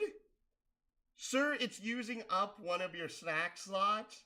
And also, I feel like this page has something wrong because if there's an entire huge blank section on the bottom right section of this page, which feels like there should be more stuff on it. But because if there's nothing there, I have to go on to the next portion. Too hot to handle. Didn't I see a different feature yesterday that had this exact same name? Your affinity for fire melts into your body and allows you to become one with the very flames. When you miss with an attack, the target takes 1 fire damage for each damage dice that would have been rolled. That is awful. That is awful. Nova Aura. At 9th level, you gain an additional aura that you can activate once for free, twice at 14th. Smoldering Scent. When a creature within this aura would be inflicted with any number of ranks of burn, the creature this aura is centered on gains 1 Nova point up to twice per turn. Additionally, they gain the following abilities for the next minute or until they have no Nova points even after this aura ends. What? When a creature within this aura would be inflicted with any number of ranks of burn, they gain 1 Nova point twice per turn. Okay, so for 2 points, they reduce the cost of a fire release jutsu you would cast by 2. For 3, they change the damage type of an attack you would make to fire, and if the attack doesn't have the blaze property, it gains it. Don't know what blaze does, by the way. When you damage a creature within 5 feet of you, you may force a creature within 5 feet of them to make a dex save, or take half the damage the original creature did on a failure. Damage a creature within 5 feet of you. You may force a creature within 5 feet of them to make a dex save or take half. The 2 cost ability is the best one here. The 4 cost ability can be good. The problem is the 4 cost ability, that means you have to save up 2 turns in order to do it.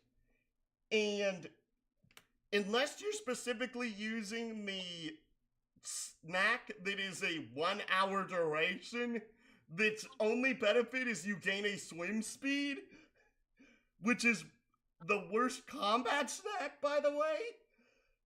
This really isn't great. Heat of my soul. At 13th level, the heat is melted into your soul, making your heart rust. While concentrating on a jutsu with the fire keyword, you gain the following effects as the heat bolsters you. You gain advantage on con saving throws for that jutsu.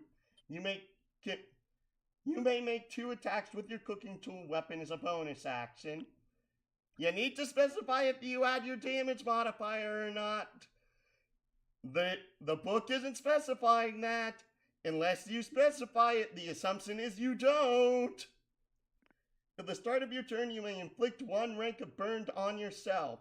Additionally, fire damage cannot force you to make... Why would you want to inflict a rank of burned on yourself? There's nothing here that... Huh?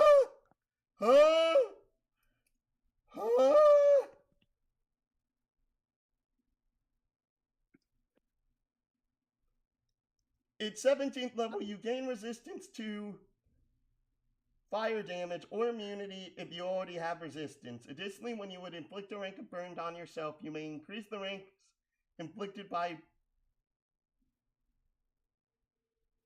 Why do you want to increase the ranks of burned on yourself? You may immediately give yourself and each creature within 15 feet of you 4 Nova points. Huh? Okay. This subclass needs to go back to, like, the drawing board because of this one is just... This one has a good identity, but, like, it straight up does not know what it wants its features to do after, like, second level. Period. Everything after second level has been, why are you doing this? So, with only about 2 hours left for me, we're finally to this last class in the bloody document, and there's somehow 66 pages left in this book. Okay.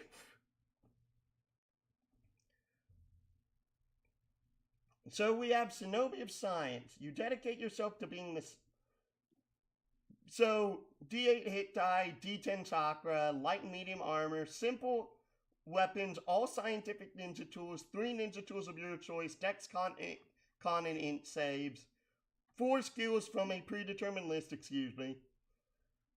So you dedicate yourself to being the smartest in the room. When making a contested int check against another creature, while both of you are using intelligence, you are considered to have an additional rank of mastery in that skill. If you already have 3 ranks of mastery, you instead gain advantage. Okay. This is actually really interesting, especially for non-combat scenarios. If there's a way to have this occur in combat, I'd be interested since I haven't looked through all... Note that there's a huge list of potential features you can go ahead and do in combat if you're not proficient or proficient with each skill in the Shinobi Handbook. Chakra Cell Enhancement. At first level, you've undergone the step all science nin when they begin their studies. Chakra Cell Enhancement. A genetic modification to improve and better control your chakra flow. An E-rank jutsu equal to your int mod. You can change these jutsu over the course of a rest. That's pretty nice. Chakra Containment Device. Second level, you learn how to make a chakra containment device. This device allows you to store chakra to power your scientific ninja tools. This device can either be attached to a weapon or your armor and can be switched as a bonus action. When you take a short rest and spend chakra die, you can choose to seal the rolled amount in your CCD. CCD can hold a number of chakra equal to your science ninja level times 15? The chakra can only be used to power scientific ninja tools or science nin class features. This device charges to half during a long rest and to full on a full rest. Okay, so already this is looking impressive because of the fact that you're basically gaining a second full chakra pool. Though you cannot use it on jutsus, you can only use it on class and subclass features. But based off of how this has been reading so far, that's still pretty impressive.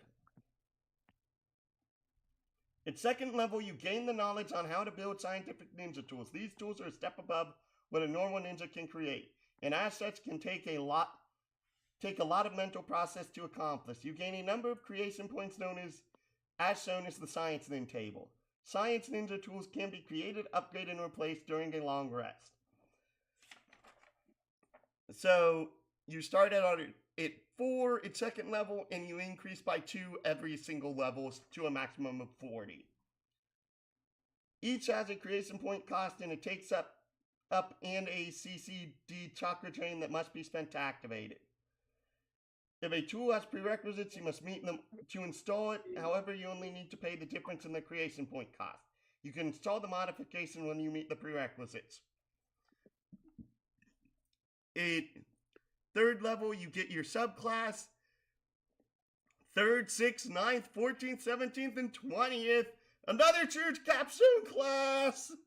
Sorry, if you hear me talk too much, Kiryu, anytime I review custom classes, anytime I see a class, their subclass gets their last feature at level 20. That is what I call a true capstone class, which means that, because to me, those are always the classes that have the most interesting designs mechanic-wise for their subclass mechanics, because they usually have something really impressive at 20th level. Extra attack. You gain an extra attack at 5th level. The right tool. At 5th level, you've learned how to think 10 steps ahead of everyone else. Once per short rest, you can reveal that you predicated the current situation. You can pull a scroll from your inventory that has one basic quality toolkit with a single charge. This can only be used by you and loses its charge after being used during 10 minutes, whichever comes first. Yperm's Law. You understand that reality is simply a chance of probabilities. Most follow Murphy's, saying what can go wrong will. You follow Yperm's Law, which what can work will work. You can add half your proficiency bonus rounded down to any skill check you make that doesn't already include it. So it's a bard's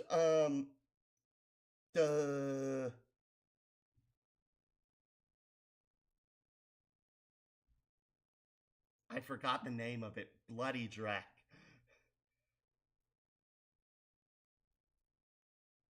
Jack of all trades, that's it. You're getting it at 7th level, which to me is kind of lackluster. First feature that isn't like terribly exciting. 10th level, calculated response. You've gained the ability to come up with solutions under pressure.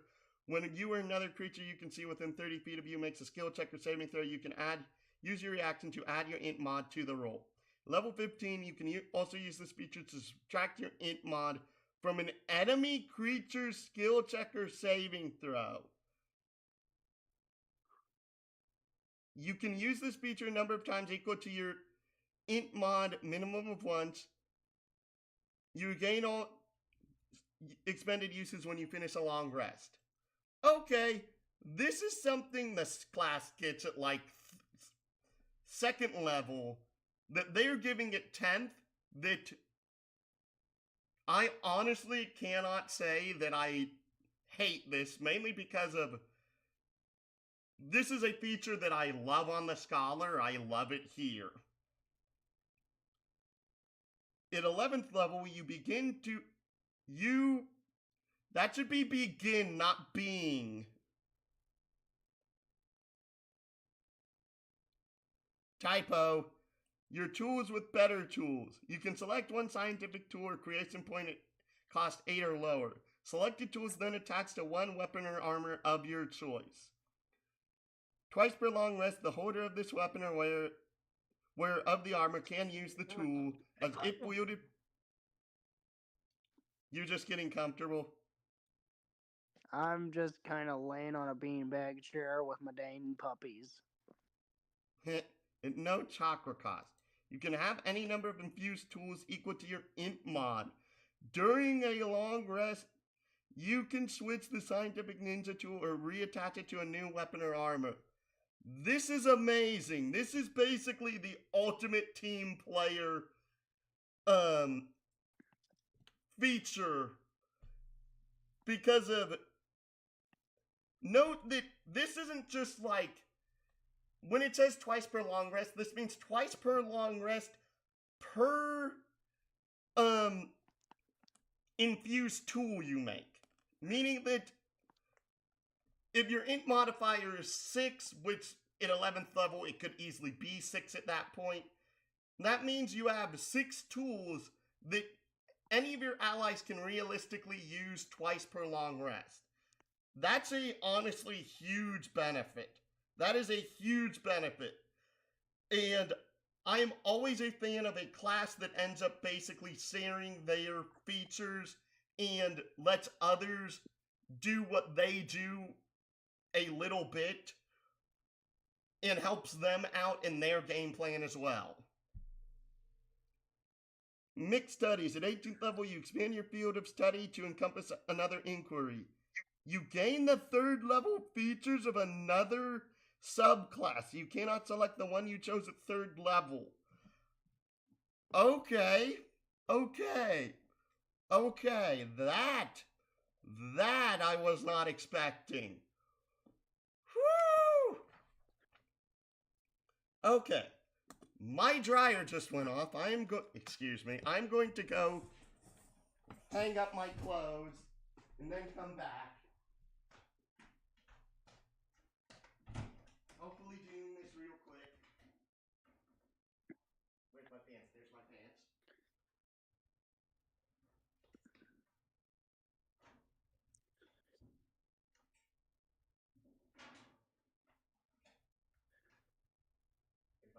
There's my other pants.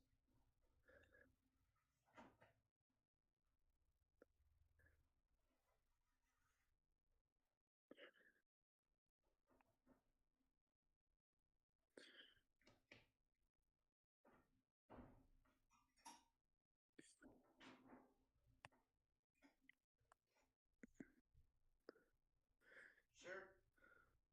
Shirt. Shirt. You stay in there. Shirt. Shirt. Shirt. Shirt.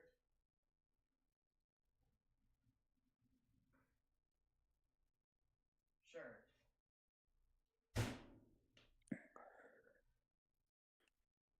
Oh, right. This week it was like 70 degrees out. No wonder the shirts look all wonked up.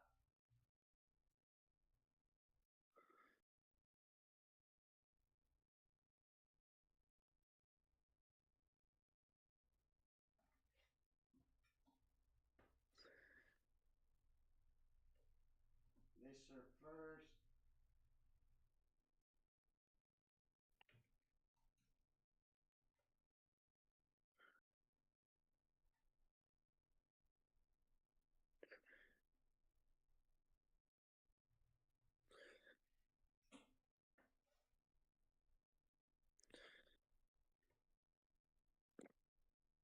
Wait, no.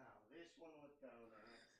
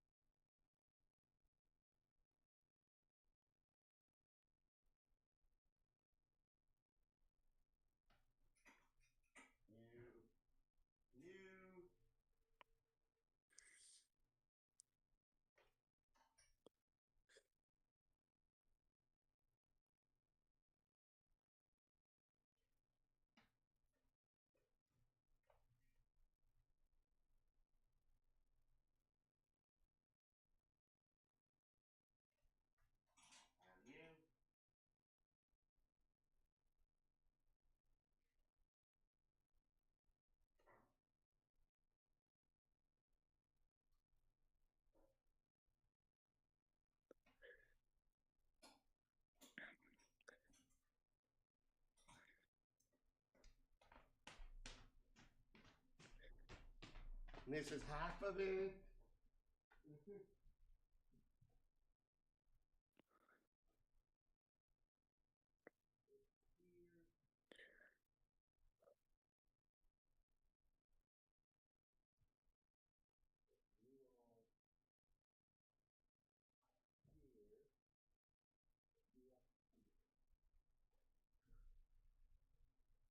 Now time for my socks and underwear.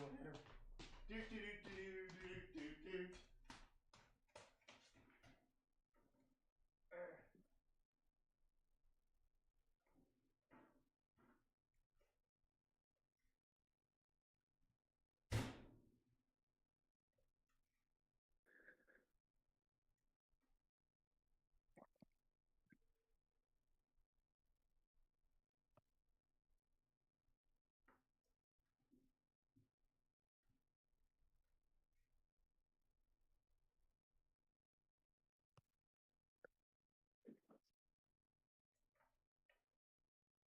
No.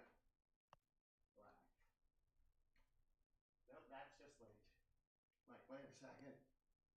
Out of bud? No, no, stop.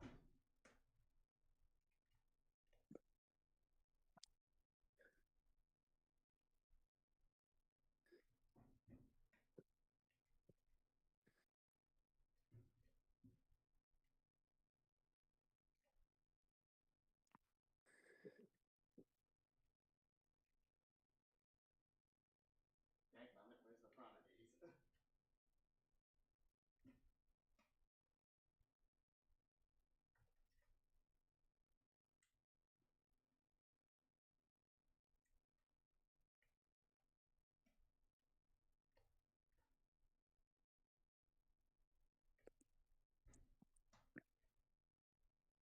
Okay.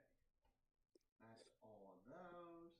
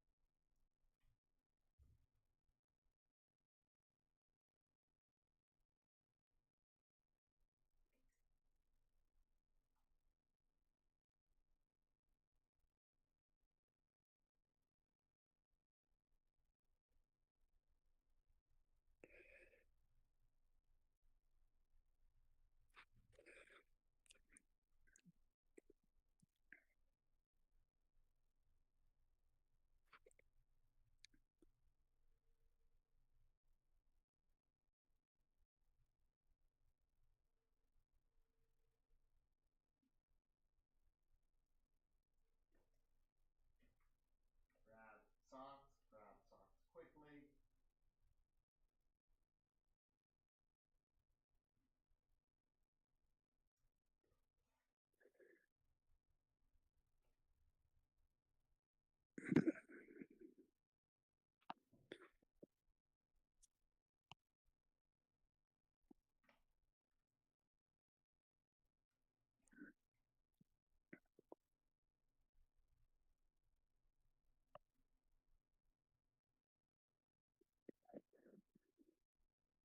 Getting sick and tired of having an odd number of socks.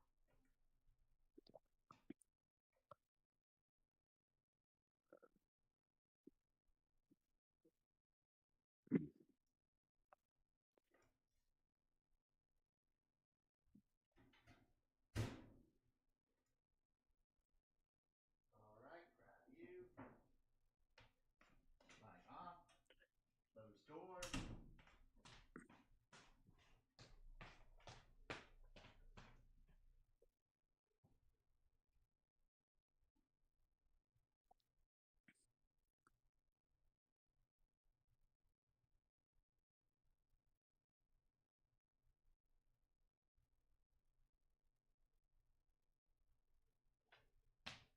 Alright.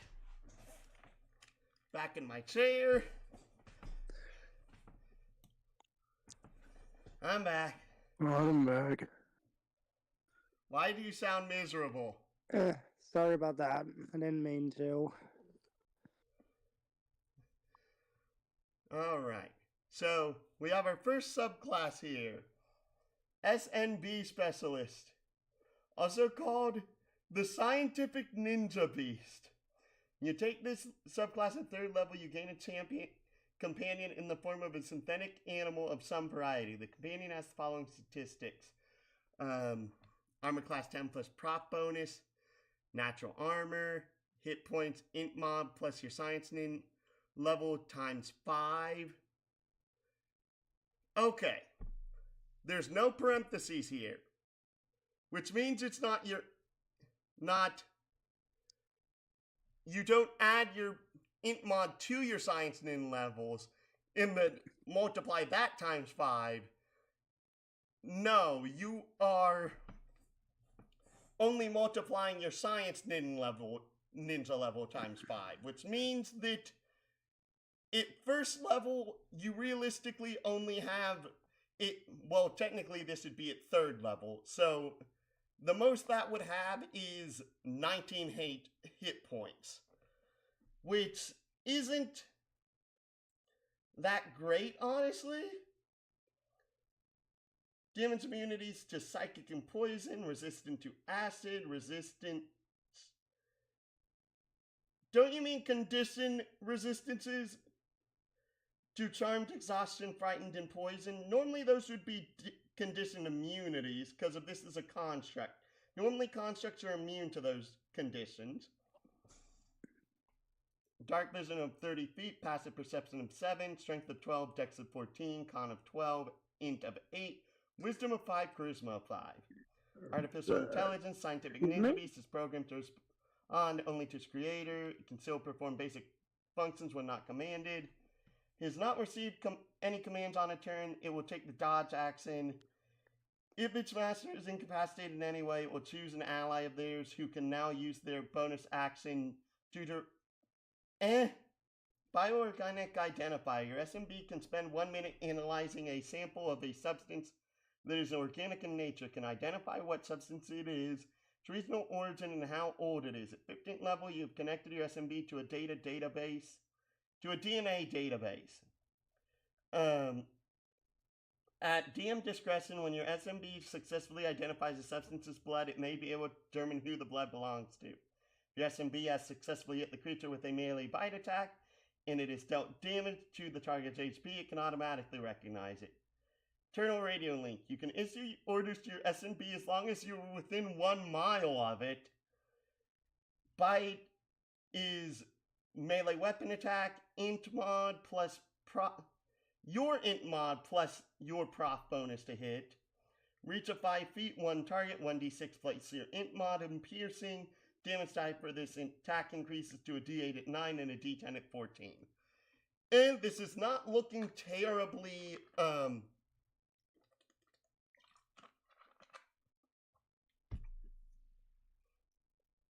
amazing so far.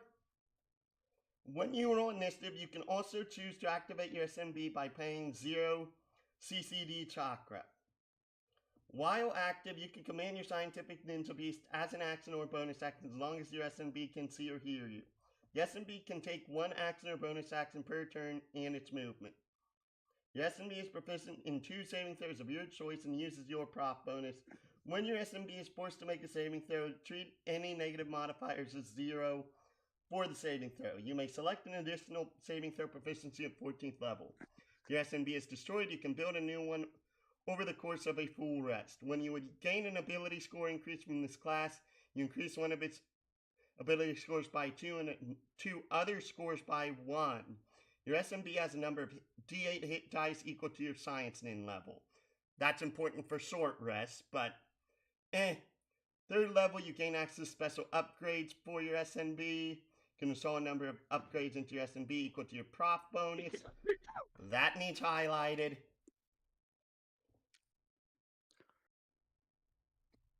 Derp. I hate highlighting stuff on the left-hand side of the page.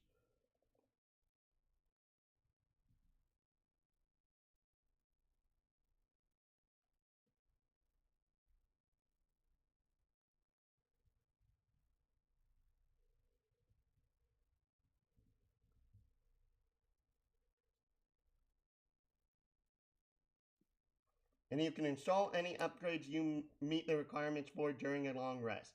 Any upgrades that cost chakra are paid through your CCD. When you reach 9th level, your SNB can instead use its own CCD to pay the chakra cost. 6th level, once per round, when you and an ally take an attack action, your SNB is within 5 feet of the target, it may also make an attack on the same creature. So basically, it gets extra attack, but not really. Basically, it gets a reactionary attack that it can do once per.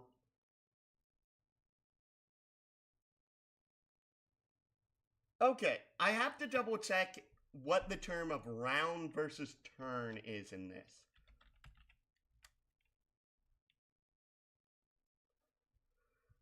No.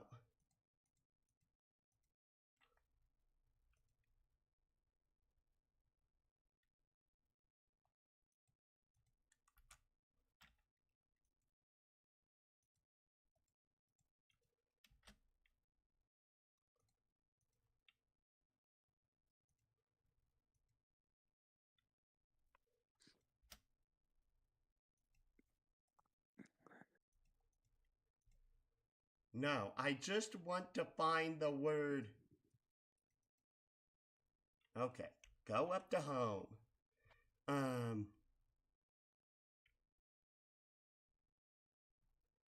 112.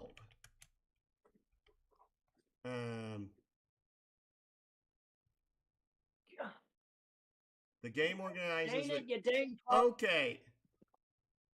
What?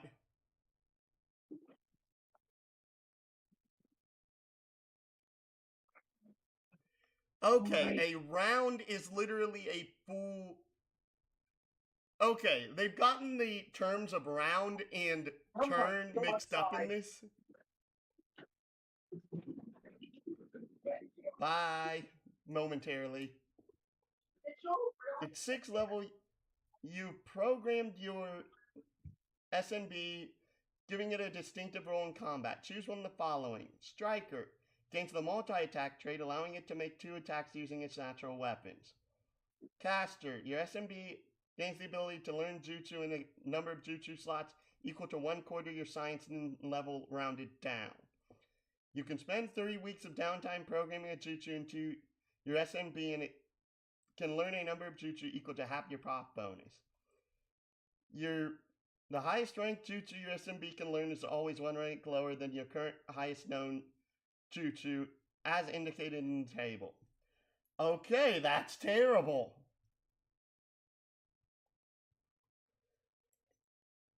Mainly because of it's like that. The other partner options that give such features are way better than it. Defensive. Your SNB gains a bonus to its AC equal to 1/3 your proficiency bonus rounded down. Oh my god. Hi, Big Sojon. Thank you. Welcome. Thank you for following.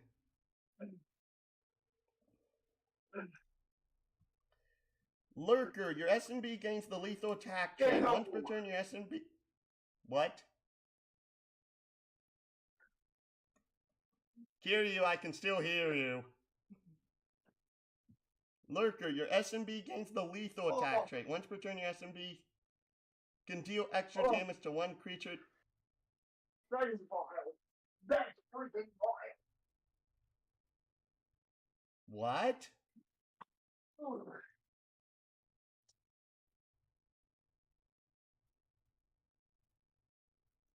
To 1 creature it hits with an attack if another enemy of the target is within 5 feet of it. This extra damage is XD8.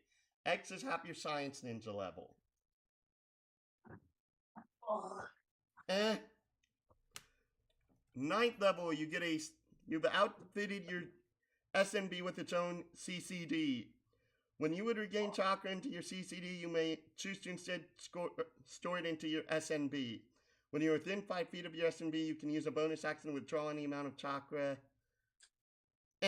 Improved servos. At 9th level, you built upon the foundation of your SNB. Your SNB can now take an action and a bonus action instead of one or the other. artificial sentience. 14th level, you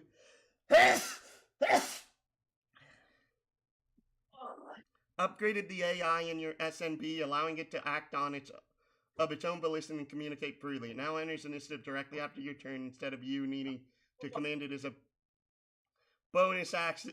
Why is this getting this at 14th level? You better hope that your SNB upgrades are amazing.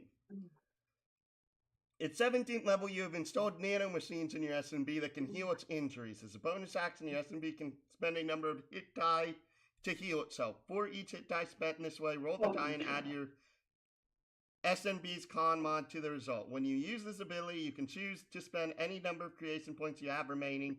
For each creation point spent this way, add an additional...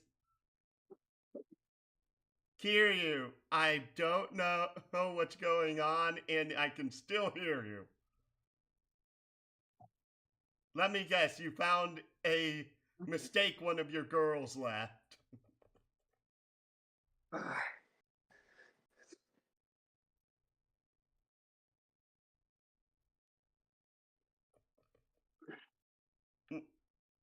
Also, Future of Shinobi, SNB. At 20th level, you realize the SNB is the future. Choose 3 SNB upgrades. Your SNB permanently gains these upgrades and no longer takes an upgrade. You do not want to know what just happened. One of your girls accidentally left a mess. What? One of your girls left a mess. Oh, trust me, it's worse than that. Oh?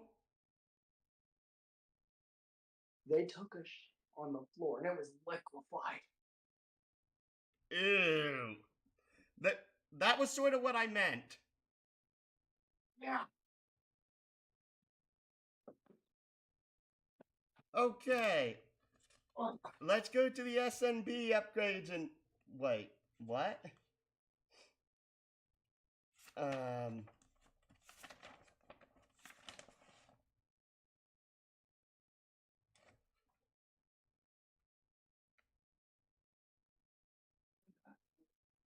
I'm highly confused already because of the fact that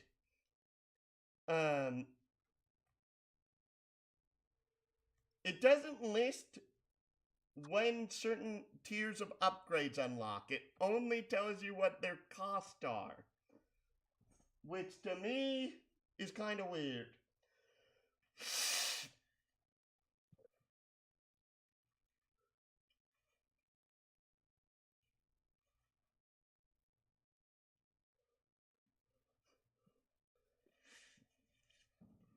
Hopefully you've got it all cleaned up. Minor, armored exterior, cost 2 creation points, drain 5 CCD.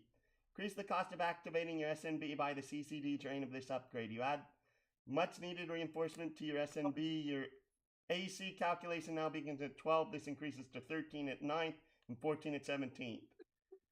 That's meh. Chakra cannon. You modify your SNB with the ability to fire raw chakra from its maw. Your SNB can spend the CCD drain, 2 creation points, 5 chakra. All of these are 2 over 5, by the way, it looks like.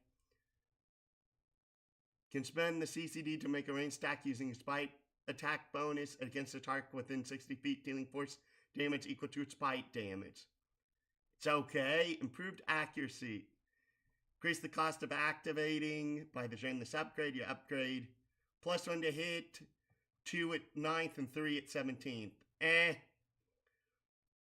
Shuriken level. You install a mechanism into your SNB, allows it to launch a stack of kunai or shuriken over a large area. When complete a rest, you can put any number of stacks into your SNB. Equal to your SNB can hold a number of stacks equal to your int mod. As an action, your SNB can use the CCD drain to use any amount of kunai or shuriken stacks to target a 30-foot area within 60 feet. Each creature in the area must make a dex save, taking 4d4 piercing or slashing damage for each stack of the ammunition consumed on a failed or half as much on a success. Okay, for 2 points, this is actually really good. This is good. It is not a compared to some of the other things we've seen from other classes, this is not like a, oh, you really need to take this. Piston legs. Increase the cost of activating your SNB by the CCD drain of this upgrade. You outfit your SNB with extremely powerful legs.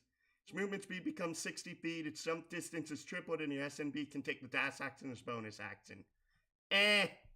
Refined. All of these take 4 creation points. You have upgraded your assistance protocol, allowing it to better assist you and your allies. Your SNB can, just double checking, nope, can use the help action from 30 feet. When you reach 14th level, your SMB can use the help action as a bonus action. This is okay. The problem is that the actual good portion of this does not activate till 14th level. And yeah. Chakra detection radar. You install chakra detection into your SNB. Your SNB gains 30 feet of chakra sight if it detects a creep. Well, wait.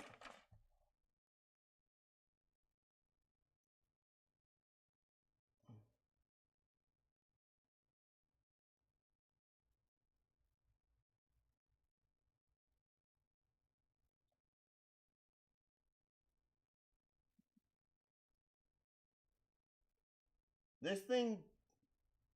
Okay, this is weird because of you only pay the CCD cost when you activate combat.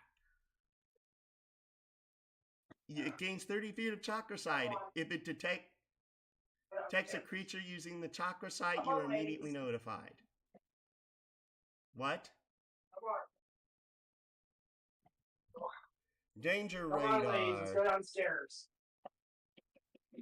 You modify your SNB with software able to detect when an enemy is approaching. Your SNB detects any hostile creature within 30 feet of it. Creature's hidden. This does not mean that it knows exactly where it is, just that it's nearby. Increase the cost by 5. Come on, you two. You decide your SNB is due for an upgrade and reconstruct it to increase its size. Your SNB increases its size to large.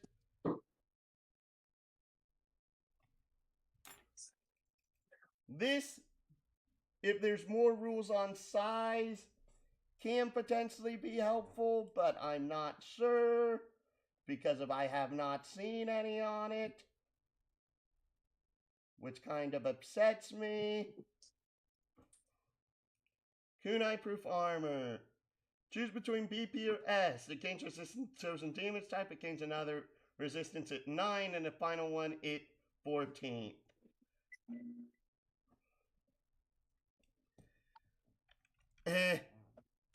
Integrated poison. You can use a bonus action, store a poison. SMB makes a bite attack. CCD drain. To choose for it to administer the poison. When administered this way, the save DC of the poison increases by... Nope, that's also pretty mediocre. You're generating chakra seal. Beginning of your turn. Wow, that's actively terrible.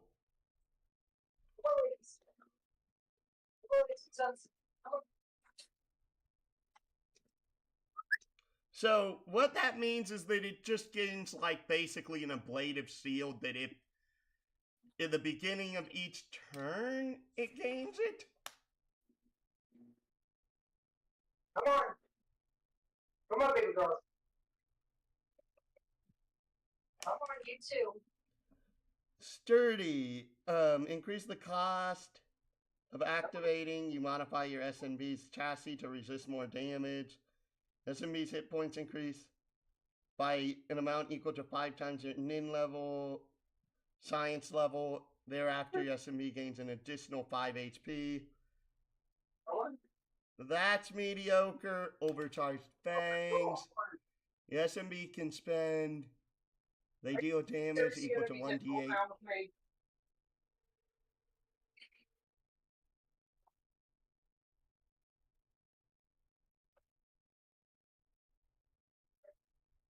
I'm not in the mood right now after one of you took a liquid, my bro.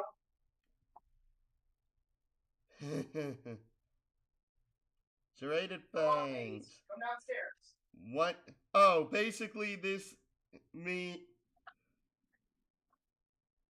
Okay.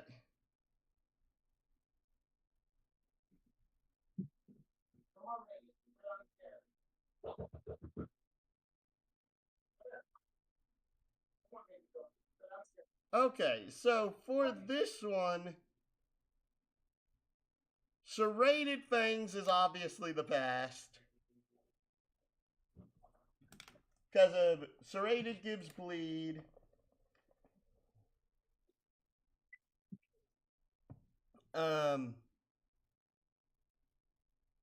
Burn, chill, shock, or bleed. Shock.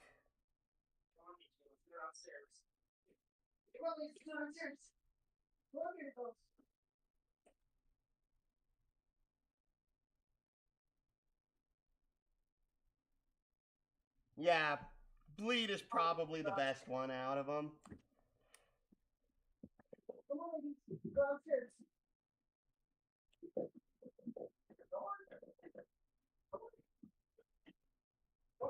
Mainly just because of bleeding can become lacerated, and lacerated is an amazing condition. Self-destruction protocol is an action. In the end of 1 minute, the SNB will explode each creature within 60 feet. The SNB must make a dex save, taking 20d8 damage, +1 for each point of chakra remaining in the CCD of the SNB. At any point during the 1 minute. Okay.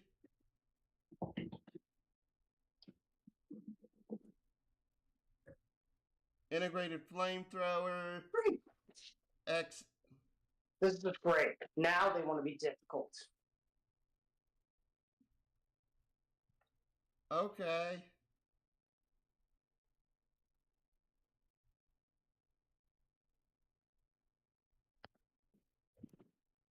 Why does it say X equals your science nin level rounded down? I think it meant equals half your science ninja level rounded down. Because if that's your full level, that's honestly really, really powerful. Bad thing is it takes freaking 16 creation points. Flight apparatus. Your SMB gains a fly speed equal to its movement speed. Displacement hologram. It seems to be standing slightly further than it actually is. Attack rolls against your SMB are made at disadvantage if it's hit by an attack.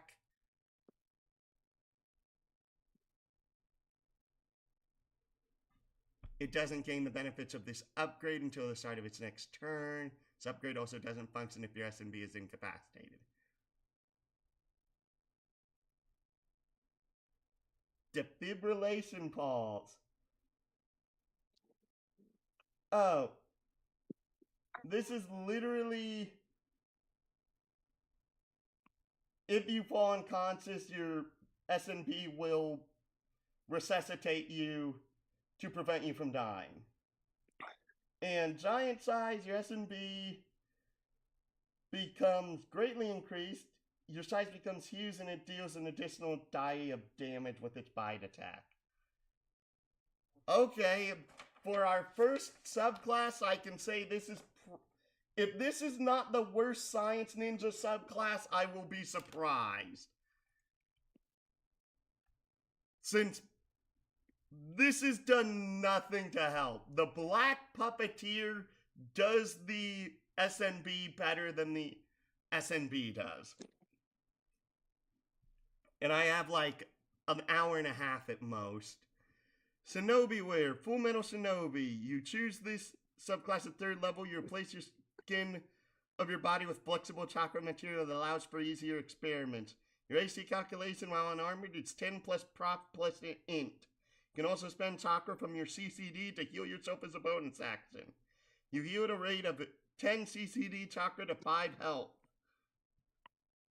Heal at a rate of 10 CCD to 5 health.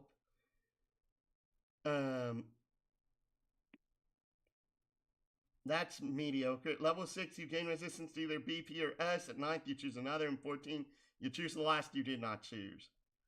Okay, so by level 14, that you end up getting all 3 primary resistance types. Edge Runner, you gain Mastery and Armor Smith toolkits. The toolkit gains additional charges equal to your int mod. Your body also comes with a number of upgrade slots equal to your prof bonus. During a long rest, you can install any upgrade besides a Shinjutsu. What's a Shinjutsu? That you meet the requirement for. These Shinobi Wear upgrades will be detailed at the end for this subclass. Glorious Evolution, 6th level, you've expanded upon the simple science of the era and have embraced your body at the start of the new era. During a rest of any type, you can use 2 charges of the Armorsmith kit to evolve a refined upgrade. You can only have 2 evolved upgrades at a time. Evolved upgrade does not count against your slot limits. It has its creation point cost reduced by 2. At 9th level, you can instead choose a greater upgrade. And at 14th level, you can choose a superior upgrade. Oh, a refined upgrade. Okay. In his image, at 9th level, you... What? Are you back? I've been back. I'm just still trying. I had to get those Dane puppies to come back downstairs. Well, oops. I don't think that'd be an oops, but...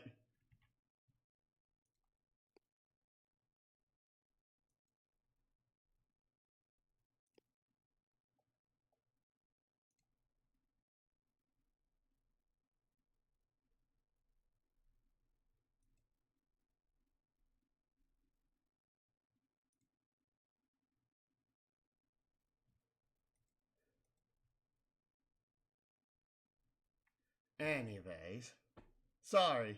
You missed the entire portion of the SNB where basically I'm like, I hope this is the worst of the subclasses for the Science Ninja because this is not a good showing for its first subclass. In his image, at 9th level, you further enhance your body to copy the peak of Shinobi kind, the Otsutsuki. You create a seal of your design, place it on the palm of your hand. As an action, you can spend 20 CCD and activate this seal. You must pay 5 chakra at the start of your turn to keep the seal active. Seal remains active for 1 minute. I'm on page 214 if you're trying to follow along. Okay.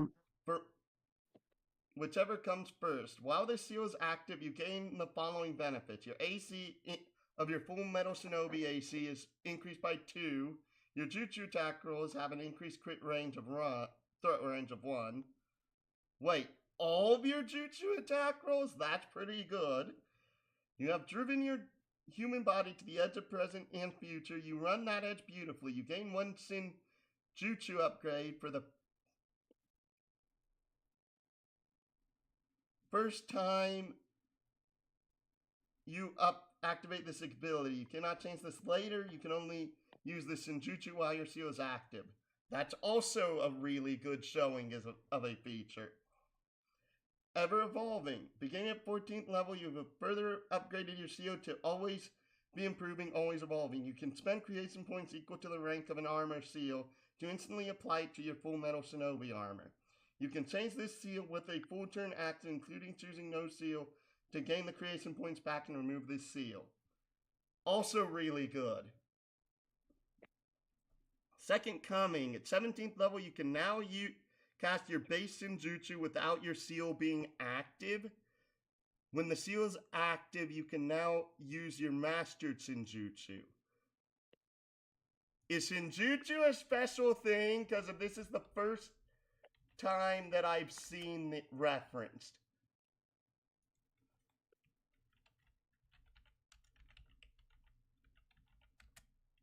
No matches in either the Shinobi Handbook or Jiraiya's. Wow. 20th level, You realize that Shinobi Wear is the future of Shinobi. You gain an extra upgrade slots equal to your imp mod. You also double your maximum. You double your maximum creation points. Whoa!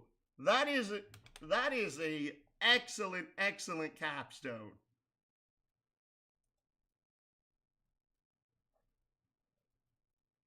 That is an excellent capstone. So now we go on to the Shinobi Wear upgrades. Sotopic Vision. You upgrade the rods in your eyes to new heights. You gain a dark bit. You can spend a bonus action in the CCD to gain 30 feet of dark vision for a minute. If you already have dark vision, that's kind of mediocre. I doubt that if dark vision's the same as it is in 5e, dark vision is not that useful. Mechanical arm. You can create an arm which mounts to your shoulder, which you can use independently. This arm cannot hold weapons, however, it can be used to block attacks and accomplish small attacks. You can deploy the arm as a reaction or object interaction to gain +1 AC. However, if you are hit with a melee attack while the arm is out, you must spend 5 CCD to repair the arm. You can choose this modification twice, increasing the AC bonus to 2 and gaining an additional object interaction action. That's also pretty mediocre. Grappling hand. Turn your hand into a grappling hook with this modification. Spend the CCD to make a ranged weapon attack as a bonus action with a range of 30 over 60. On a hit, deals 1d4 plus your int mod and piercing damage. This attack can target a surface, object, or creature. Creature struck by this attack is impaled. As an action, a creature can attempt to remove the hook. Moving the hook requires an action athletics check versus your ninja save DC. While the hook is stuck in the target, you are connected to the target by a 30-foot cable. While the hook is deployed, you can use your bonus action to activate the reel, pulling yourself to the location if the target is your size or larger. Creature smaller is pulled to you. That's also pretty mediocre. Power Knuckles. You modify your knuckles with reinforced weight. Your unarmed strikes deal 1d6 lightning damage. You can use int for attack rolls and damage rolls. Additionally, when you take the attack action and make an unarmed attack, you can spend this upgrade strain to make an additional unarmed attack as a bonus attack. Okay, that's the best one of the minor upgrades so far. Excuse me. Tactile boost. You got a new upgrade.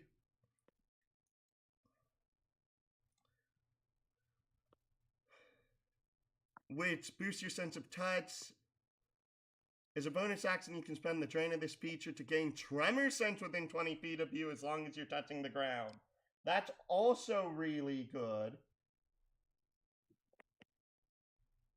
But it doesn't say what the duration is. That's kind of a problem. You need to list the duration. If it's a feature that if it's a feature that consumes a resource, you need to state what the duration is. Otherwise, it's kind of left up in the air. Chakra-powered grappling hand requires the grappling hand. When you cast a jutsu with a range of touch, you can pay the drain of this upgrade and have your hand deliver the simply skin for creation points. As an action, you can spend the drain of this upgrade in for the next minute. Reduce all BP or S by your int mod for the next minute. This is weird this has, because basically this is int mod on top of this is DR on top of resistance for specific damage, which is really, really weird. Like, really weird.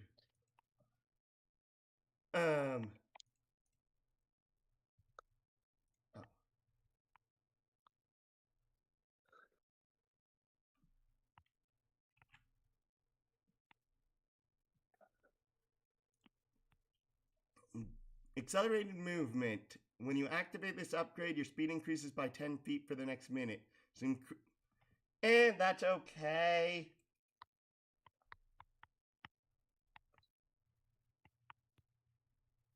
That's just okay. Body mass increase. You enhance your BMI to increase it at a moment's notice as a bonus action. Well, you can activate this upgrade and anchor your feet to the ground. While anchored, your speed is 0. You have a advantage on strength checks and strength saves. Carry capacity. Huh? If you had already doubled and said triples, no. You instead take falling damage. You can also as a reaction activate this upgrade while falling. If you do, you instead take falling damage for every 20 feet. And if you land on an enemy, then you must make a... And that's actually kind of bad. Jet propulsion legs. Okay, every grader costs 8, drains 10. Every refined takes 4, drains 5. Every minor takes 2, drains 5. Every superior costs 16, drains 15, etc. Activating and deactivating the boots requires a bonus action. While active, you have flying speed of 30 feet. You may pay 5 CCD at the start of each turn.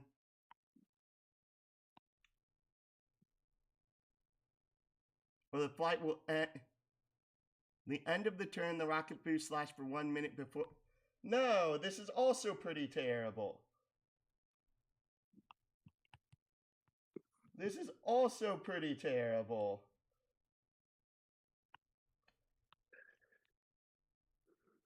Integrated weapon. You can integrate a one-handed weapon into an arm. You're considered proficient in this weapon while it is installed. As bonus action, you can spend the drain of this upgrade and have it pop out of your arm for the next minute. While it's activated, you must spend 5 CCD chakra at the start of your turn, or the weapon will deactivate. While activated, you gain a +1 to attack and damage rolls with that weapon. And can use your...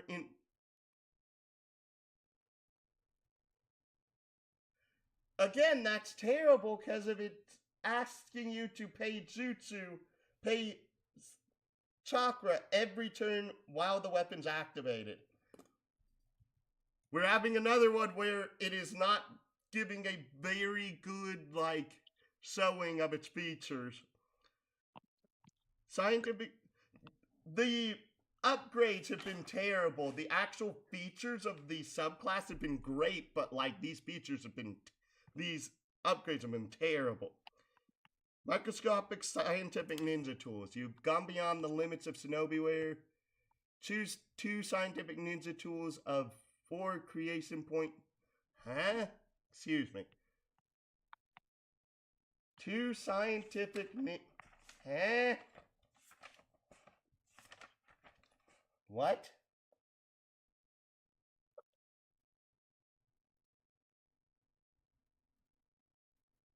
Oh, these are general ones that they're referring to. You now have permanent access to them and they do not cost creation points. If they cost chakra from your CCD, you can now pay them with your own chakra. Additionally, you can spend the CCD drain of this upgrade to add a spent charge to a cool... You can only do this twice per toolkit. What? This literally does not give any net benefit to you. Why would you take this? This has to... Because of the fact it costs 8 points, you get 2 regular ninja tools of 4 points or lower. You aren't gaining a net benefit from this.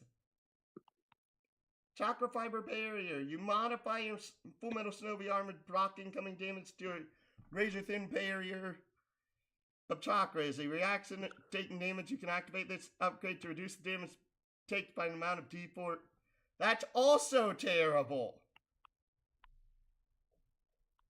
Jutsu memorization chip. You install detailed memory of a specified combat routine. Choose one jutsu between Tai, Buki, or Genju at a rate you can learn. Learn that jutsu and pay its cost. Can pay its cost in this drain to cast it using it. That's also pretty terrible. Pain editor. You modify your body with a switch that shuts off your pain receptors dynamically. As a reaction to taking damage, you may spend the drain of this upgrade to delay all damage you take this round until the end of your next turn. You modify your body with a switch. That's also terrible. All it's doing is delaying damage. Biju Knuckles requires Power Knuckles, so technically it still costs the same because you only pay the difference. You further modify your Knuckles with increased reinforcement in weight. Your unarmed strike now deals 1d8 lightning damage. If you move at least 10 feet in a straight line before making an attack, you can activate this upgrade for an additional 2d6 force damage. This is okay, but compared to what the upgrade was that you got before this isn't that great, especially considering how late it comes online. Because of this means you're spending all of your points as an 8th level science ninja to get this. I hope the general applications are better. I really, really do.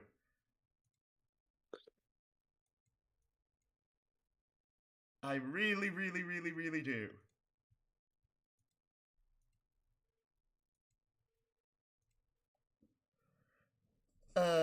Ninjutsu absorption and amplification.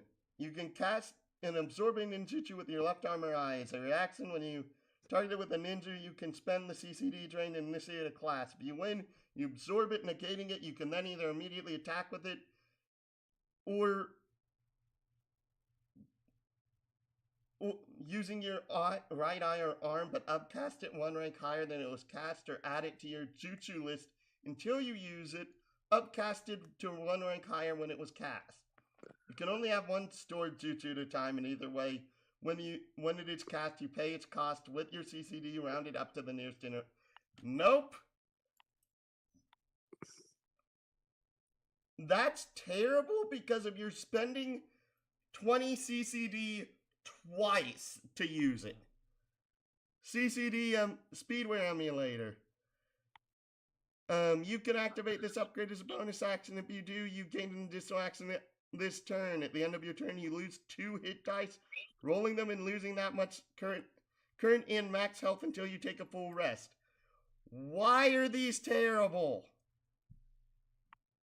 Shinjutsu.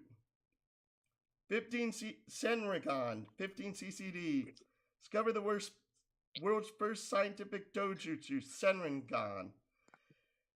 However, it is in an incomplete state as bonus action. You activate this upgrade in one of your eyes when toggled on.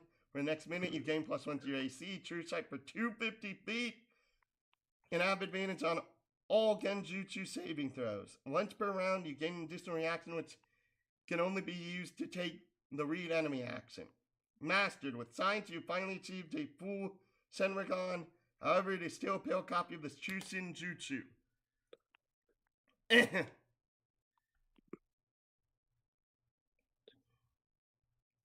Wow, I have had a ton of drop terrains. So bonus action, activated in both eyes. You get +2 to AC, +1 to all attack rolls, and the benefits of a quasi Senrigan.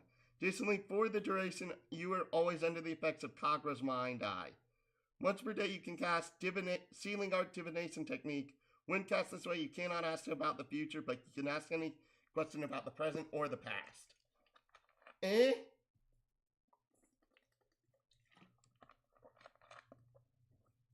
I still don't understand how this works.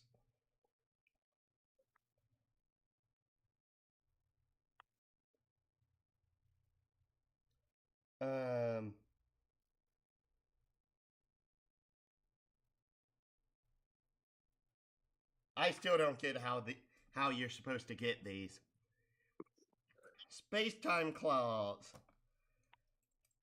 You can leave marks of studded black bands on any surface. You always have the Chakra Mark Ninjutsu in your Jutsu known list.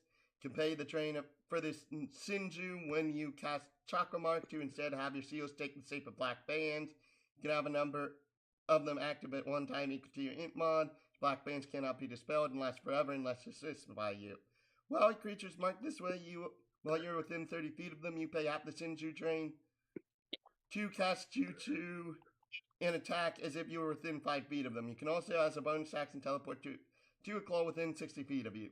Mastered, you can teleport to a claw regardless of range. Attacks made through a claw within 120 feet of you are made at disadvantage. Absolute Reflection. You copy the Pinnacle of Defense as a reaction to being targeted within 5 feet of an allied creature, restrained, or grappled hostile creature. You can initiate the reflect. If you're within 5 feet of a hostile creature who does not meet the criteria, you can make an unarmed strike against them. On a success, you initiate it. Spend the drain of this Sinju, and the triggering creature must make a wisdom save. Against your highest save DC. On a failure, they become the new attack target and must make the attack against themselves at advantage. On a success, they still target you, but the attack is made disadvantage.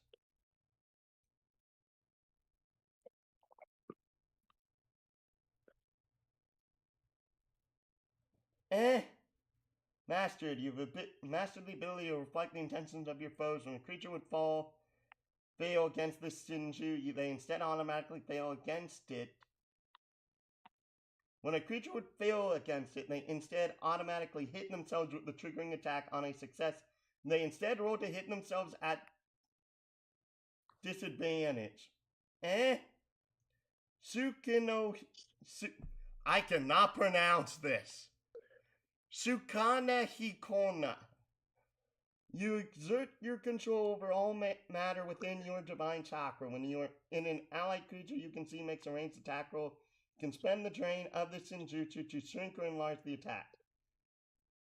Shrink. Attack gains advantage in any reaction needs a perception roll against your ninja DC. On a failure, this reaction is not taken. Enlarge. Increase damage die of the attack by a step. If it cannot be increased by a step, instead add your prof bonus. Attack roll also now targets all creatures within 10 feet of the original target. Mastered. When you use on a melee attack, this also shrinks and enlarges the creature until the attack is resolved. Shrink now makes the perception check made to react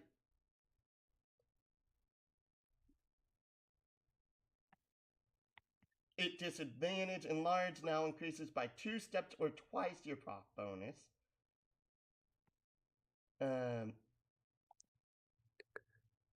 This is probably the best of the 4 we've looked at.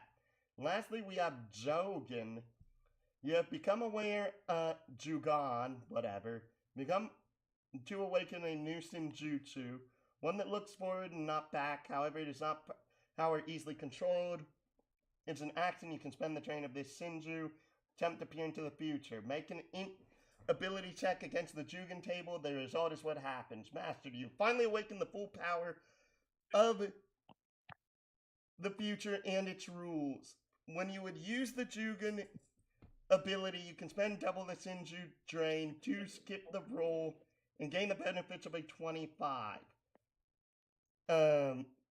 Make an int ability check. So you add your int modifier to this check, but nothing else. You do not add your prof bonus. Meaning that at the highest levels, you're only getting potentially a +7 on this. There's like no way on this planet that you can get a +8. Meaning that you still have a 15% chance of this doing nothing. On a 10 to 15, you gain a vision of the emotions of all around. You can immediately know the way creatures within 60 feet of you, either as as an ally or an enemy. That's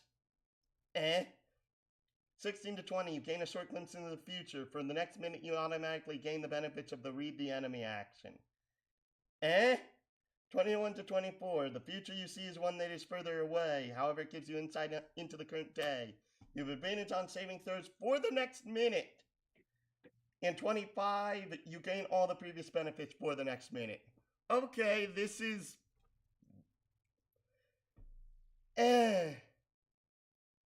Besides the mastery one, which means that you have to pay 40 chakra for it, which you can actually do relatively early on, because of your CCD holds a number of chakra equal to 15 times your science ninja level. Meaning that even at level 3, you can hold 45 chakra in it. Next up, we have the Spyware Science Ninja. Why are these all Neon Genesis Evangelion references? Or Ghost in the Shell, or something like that. Ghost in the Shell, you choose this. At 3rd level, you gain mastery in hackers and forgery toolkits. These toolkits gain additional charges equal to your int mod. When you expend a charge in your hacker's kit, you succeed hacking into a system, you can spend 5 CCD chakra. If you do, you can cast Beast Sense on the target as if it were an animal. Any cameras in the system become your eyes and microphones become your ears, okay? Cruel Angel's Thesis. 3rd level, you discovered how to treat your chakra network like a computer system. You can use your int mod on any Genju roles. Over the course of a long rest, you can spend creation points to make programs. You can use programs when you would affect a creature used with a Genju by paying their CCD cost. Oh great, this is another Genju-based subclass. I can already smell the garbage. Hopefully not. Creature can only be affected by 1 program per turn, and you can only hold a number of programs at a single time equal to your proc bonus. Glitch in the system. 6th level, you've mastered a way to use your hacker's kit in combat. When you cast a Genju, you can spend a charge of your hacker's kit to reduce the cost by its rank. D1, C2, B3, you get the idea. And replace the CS component with the hacker's kit charge. Chakra signs, okay. When a creature would fail a saving throw from a Genju that utilizes a hacker's kit as a component, you can also spend an additional... What? I heard something. Kiryu? Okay, never mind. 10 CCD chakra to make them unable to concentrate on a jutsu until the end of their next turn.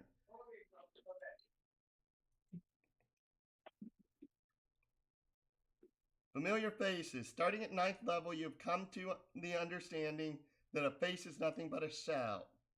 You can gain mastery in a disguise kit. So you get a 3rd toolkit mastery. You can spend 1 charge disguise kit to use the transformation jutsu as if it were on your jutsu list.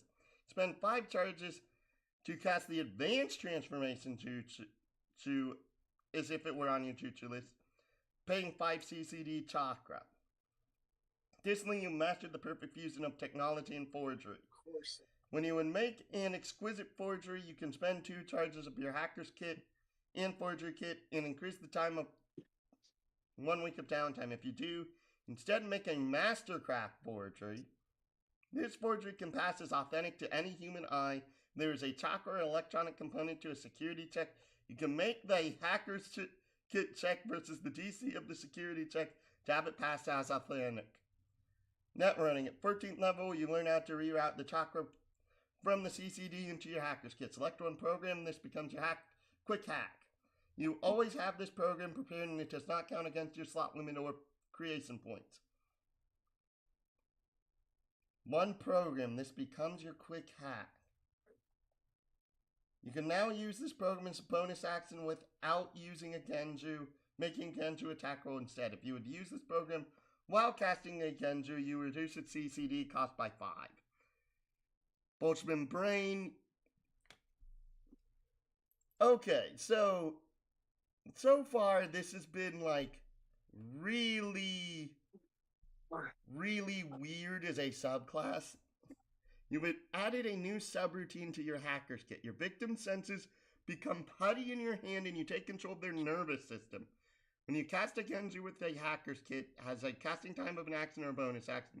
You increase the casting time to a full turn action. If you do, it loses all sentry keywords, gains the tactile keyword as you hack their brain directly. Creature who fails a saving throw against a Genju cast in this way is always treated as if they critically failed. Wait, what? Okay, that's actually relatively good, but it's a 17th level feature. Needs to be really good. 20th level, Future Shinobi programs. Full turn action, you can spend 7 or more charges of a... What? If you do, you let your chakra explode outwards. Its manifestation mimicking that of computer wires as they seek out all hostile creatures within 60 feet of you. All hostile creatures must make a con save. Against your Genju DC, you increase the DC by 1 for every charge spent past 7. On a failure, they cannot mold chakra for 1d4 plus 2 turns. On a success, they cannot mold chakra until the end of their next turn. This is okay. I've seen better. Spyware programs. Assist. If your Genju affects an allied creature, they gain advantage on their next attack roll. That's amazing. Ping. If your Genju would affect an enemy creature,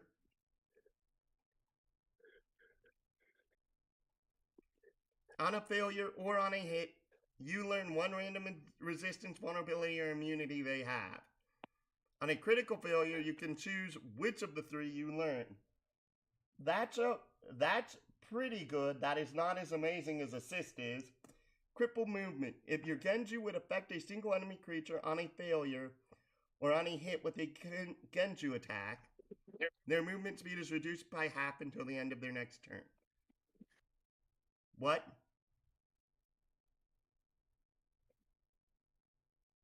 Are you here or not? Yeah, I'm still here. I can't...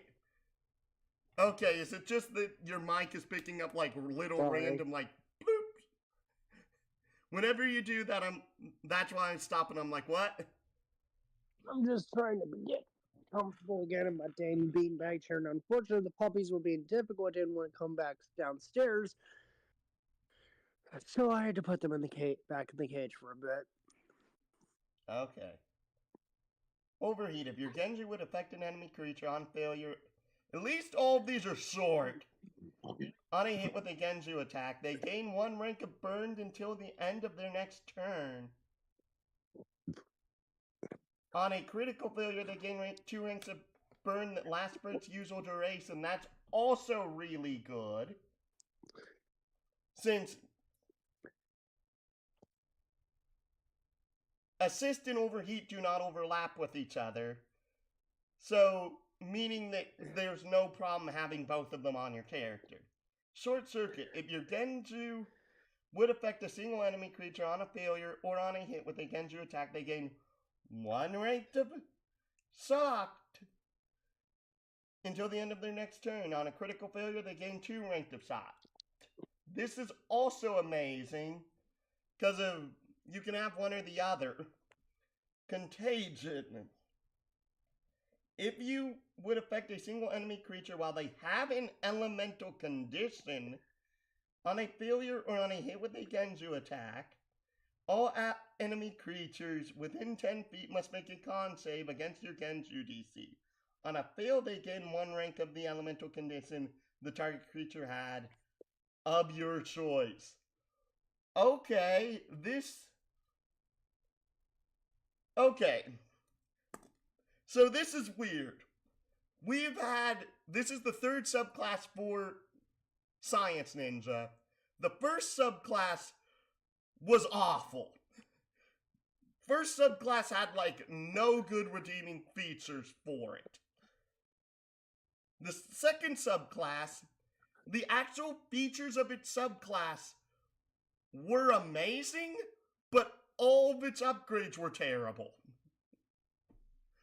And now this 3rd subclass, its actual subclass features were just like, they're decent, but like all of their upgrades have been amazing. I'm like, why is there such a difference between the subclasses here? I know you're going to complain about certain things being overly tuned, but I'm just like, I find it funny that there's been such a severe difference between these three subclasses so far. Reboot optics. If your Genju affects an enemy creature on a failure or a hit with a Genju attack, they gain the blinded condition until the start of their next turn. On a critical failure, they are blinded until the end of their next turn. If the Genju would already blind, the duration of blind is doubled. Okay, so this is only useful if you have Genjutsu that can blind creatures. Only useful with blinding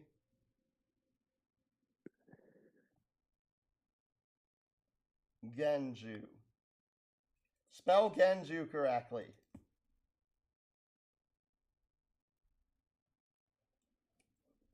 Sonic Shock. You augment your Genju to throw up the equilibrium target creature on failure or on a hit with the Genju attack. They become deafened until the start of their next turn. Same Sonic Shock is the deafened version of Reboot Optics. Problem is, Reboot Optics is better than Sonic Shock because of Blinded is a much more harsh condition than Deafened is. Bypass defenses. The Genjutsu you cast cannot be countered or negated the turn it's cast by the target creature. Unfortunately, you can only have one program effect for a turn.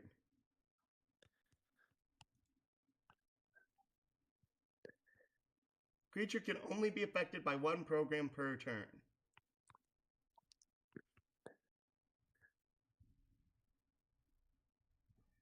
So this is actually probably the most mediocre one so far. Mainly just because of the fact that all the other things have been so good. Vitality boost. You restart the healing properties of an allied creature. Your Genju would affect an ally and also heals them 2d4 hit points. This is okay. Everything else has been better than this. System reset. If Genju would affect an enemy creature on a failure or on a hit with a Genju attack, they think they have not accomplished their previous turn yet. On their next turn, they must do the exact same actions and bonus actions, even if they are not applicable anymore, such as healing even if they're at full health. That is amazing. That is amazing because that's in essence Encore. Oh my goodness, this is so good. Sure, it uses 10 CCD chakra per use, but I'm like, that doesn't matter. It's that good.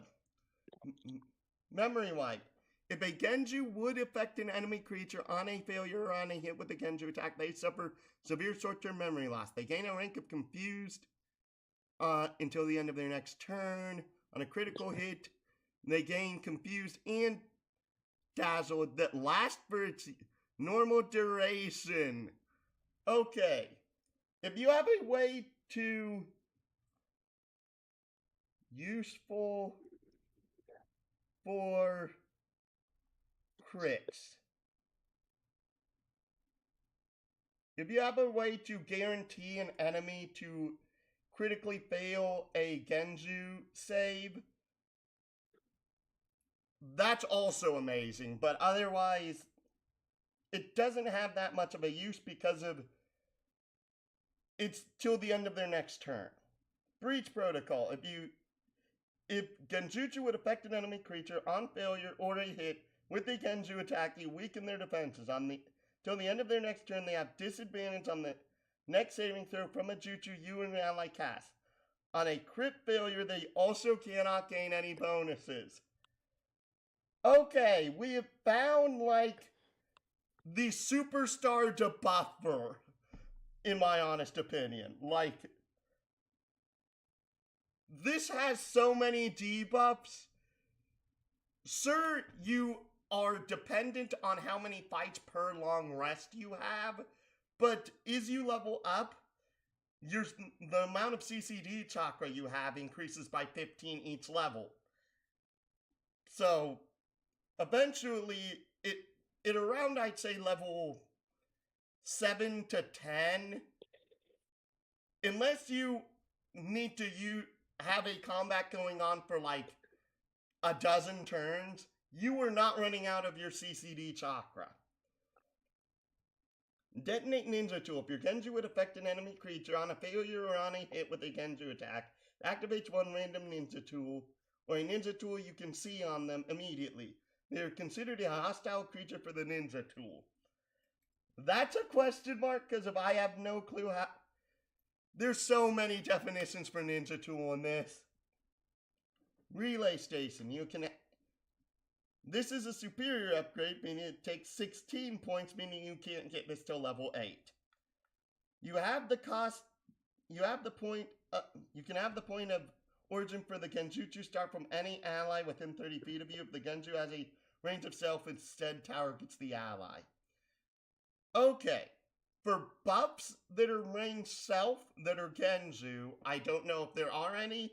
If there are, that is amazing. Otherwise, I don't know the purpose. Hoive, Chakra Reboot. If your Genju would affect an enemy creature on a failure on a hit with a Genju attack, you can end the enemy creature's lowest cost concentration jutsu. A crit fail, you instead end the highest cost concentration jutsu. That's actually pretty good, considering how concentration works in this. Scintillating Sotomas. If your Genjutsu would affect an enemy creature on a failure or on a hit with a Genju attack, you can induce a blind spot in their vision perfectly safe. Till the end of their next turn, you are invisible to them on a crit failure. This lasts until the end of your next turn. And you are unable to be seen by any chakra site from the target creature for the duration. Eh? Oh. That's actually kind of one of the most mediocre ones that the spyware subclass has had. Synapse Burnout. You induce stroke-like symptoms onto a hostile creature who falls under your Genjutsu. On a failure or a hit with the Genju attack, they take XD8 psychic damage, where X equals your int mod. They take half as much on a success. If you could use more than one of these per attack,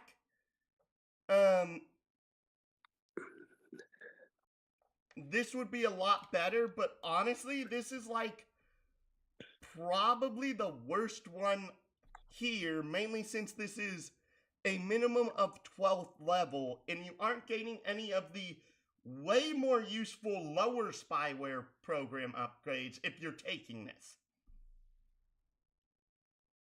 Cyber Psychosis. You are the last straw on the back of the camel, and break it you shall. On a failure or a hit with a Genju attack, hostile creature gains 3 ranks of the Berserk condition. They remake the save at the end of their turn. On the crit fail, they instead gain 5 ranks. Okay, we have a new condition we need to look up.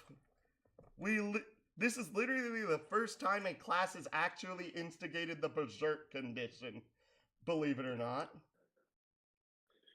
A Berserk creature must make all actions and movements to attack or harm the creatures nearest to it that it can perceive as if that creature were a mortal enemy. If multiple creatures are potential targets, it picks one at random. When a creature moves out of a Berserk creature's reach, it provokes an AOO. A Berserk creature has -1 penalty to all charisma-based attacks, checks, and saving throws for each rank it has. Creatures that are immune to the charm condition are also immune to Berserk. Jutsu which cures the charm condition also cures this condition. Berserk creature loses 1 rank at the end of each turn as its mind slowly clears. Okay. Because if Berserk wears off 1 rank per round, this is decent, but it's not worth spending 24 creation points on. And lastly, we have Overcharge. If your Genju wouldn't affect an ally, they gain an additional action on their turn.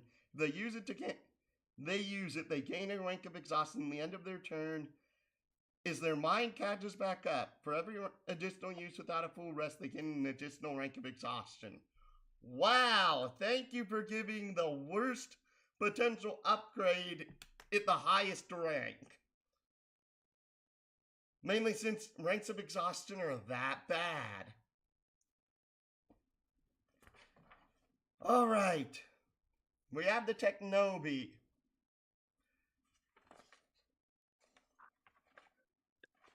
Oy vey.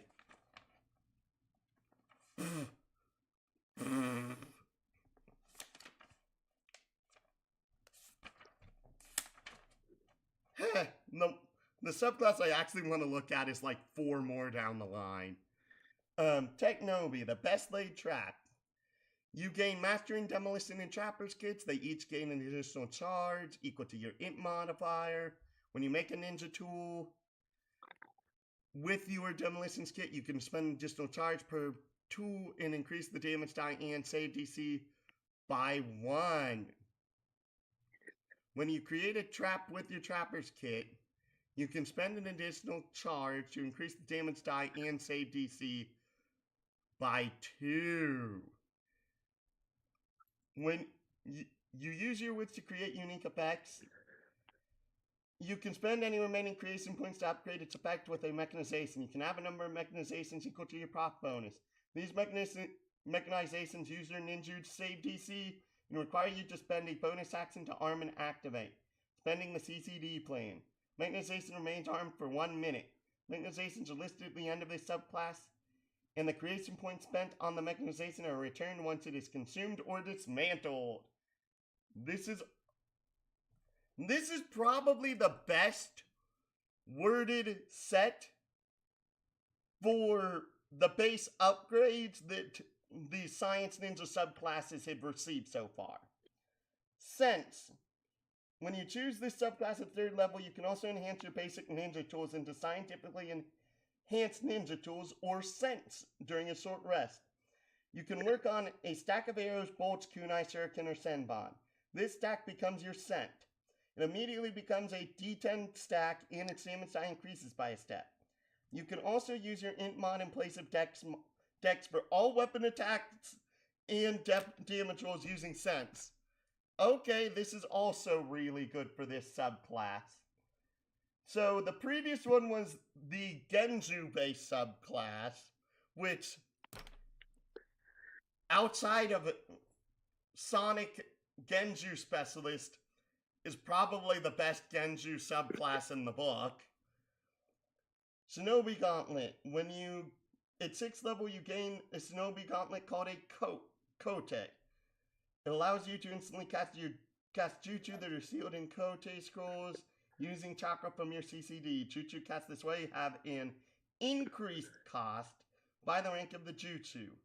+2 for D, +4 for C, +8 for B, etc.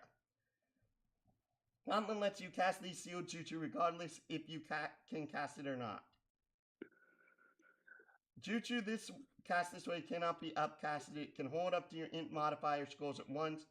Takes a bonus action to reload any number of scrolls up to its maximum. During your rest, you can prepare Kode scrolls. You can store any non-self-targeting, non-Hijutsu ninjutsu that you or an ally within 60 feet of you during the rest knows into a Kode scroll. You can make a number of scrolls equal to your int mod per rest and carry an amount equal to your science nin level at a time. Once used, the scroll is consumed permanently. Additionally, you have managed to almost master the creation process with a single type of mechanization. Choose one mechanization. It costs half as many creation points to craft. Additionally, your understanding to the mechanisms of that mechanization has allowed you to create them on the fly.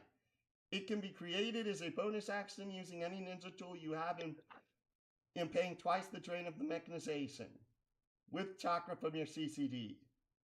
Okay, so it costs half creation points, but it costs double chakra.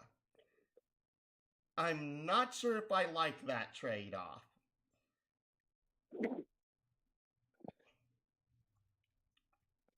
It depends on if the higher ranking mechanizations are really good or only the lower ranked ones. Because if you do this on a refined or major or greater modification, that's good. If it's anything above a greater modification, the chakra cost is so high that it's painful. I hear deep breathing. Sorry.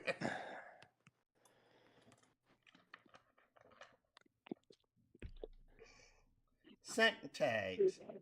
You learn to condense your Code scrolls down into your ninja tools. During a short or long rest, you can store a Code scroll into a scent tag. You can have a number of scent tags equal to your prop bonus at any time. They do not count against your Code scroll limit. Ninjutsu stored in scent tags obtain their ninja benefits and range, use your ninja save DC and attack modifier, and count as ninja tools for the purpose of science nin features and mechanizations. You can have a number of scent tags equal to your prop bonus. Oh, that's what needs highlighted.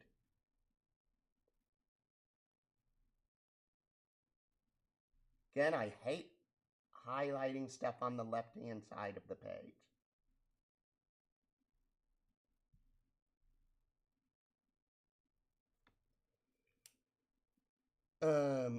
You have also learned to store explosive ninja tools into scent tags, increasing their range and effectiveness. During a short or long rest, you can expend 2 charges of your demolitions kit to seal an explosive ninja tool, other than a breaching tag, into a scent tag.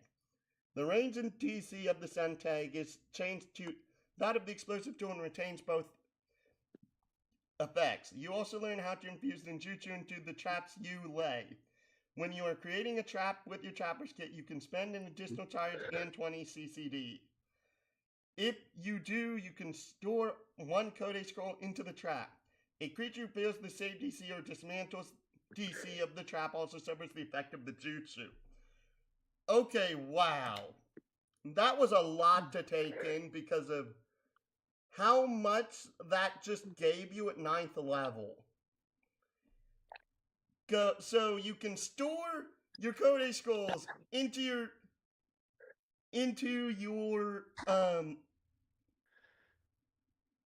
ninja tools. You can have a number of these equal to your prop bonus. They don't count against your Code scroll limit. The scent tags retain their ninjutsu benefits. You can spend 2 charges of a demolition kit, so that way when you use an explosive, the ninjutsu effect activates when you use that explosive, or you can spend in a charge from the trapper's kit and 20 chakra to have the trap activate the ninjutsu as part of the creature triggering the trap. That is insane. That is... wow.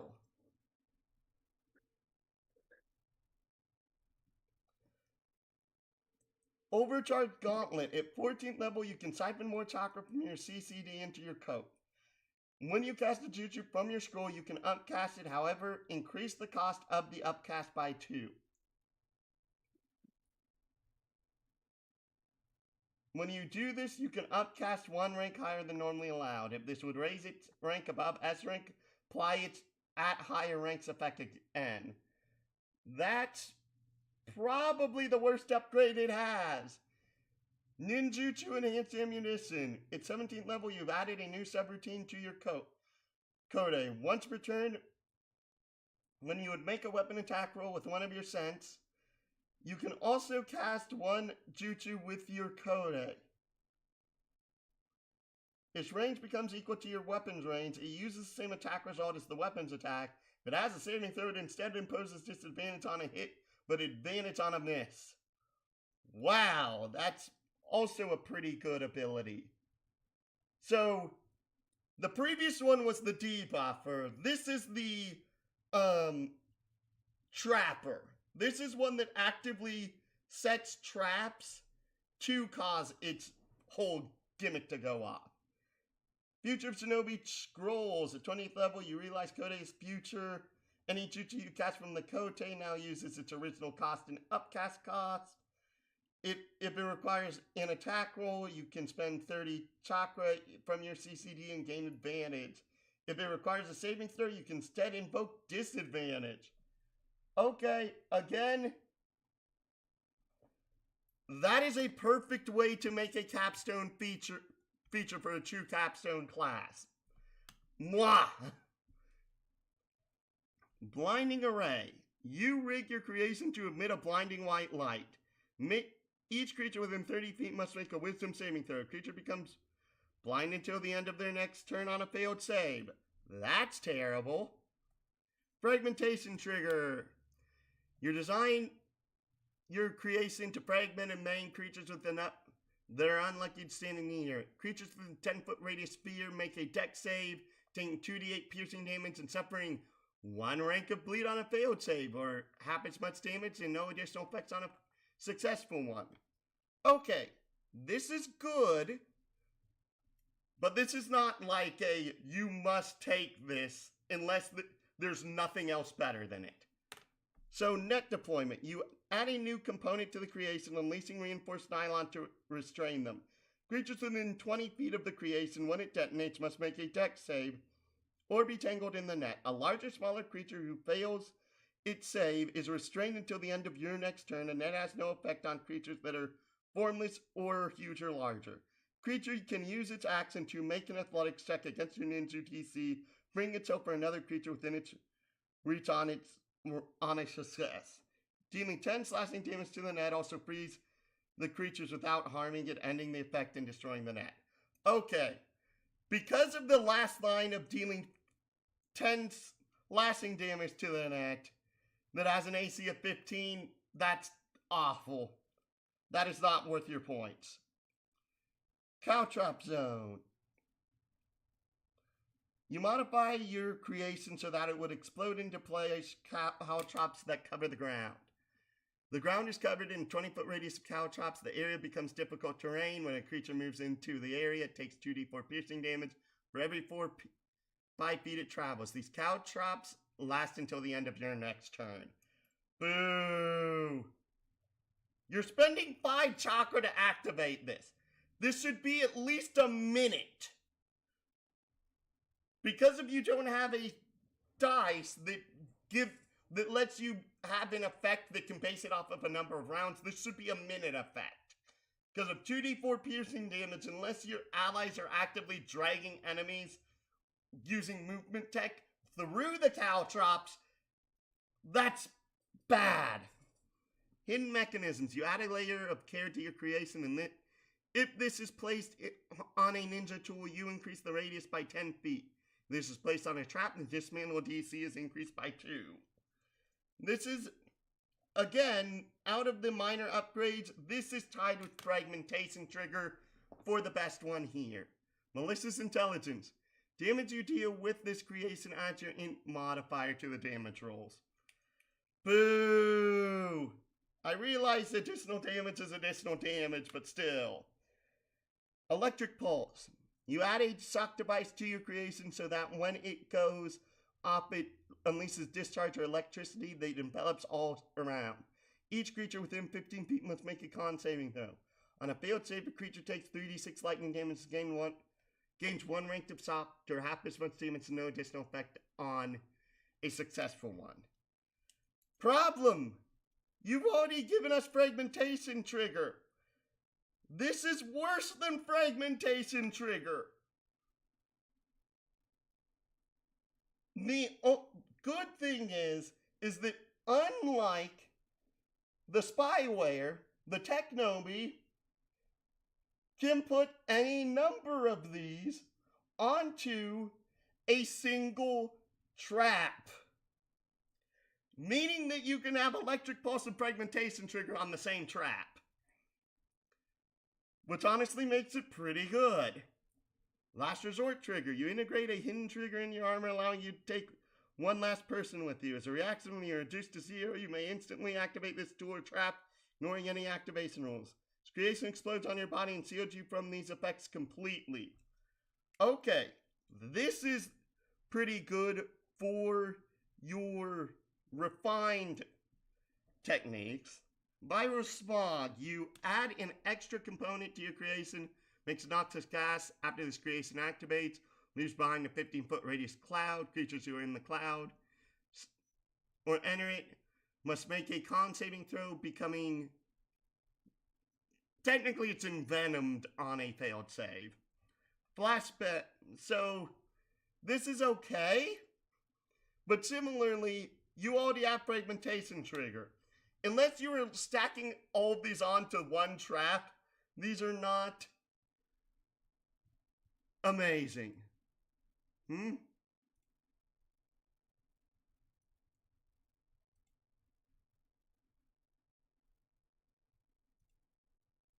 Oh, Kiryu's muted. Okay.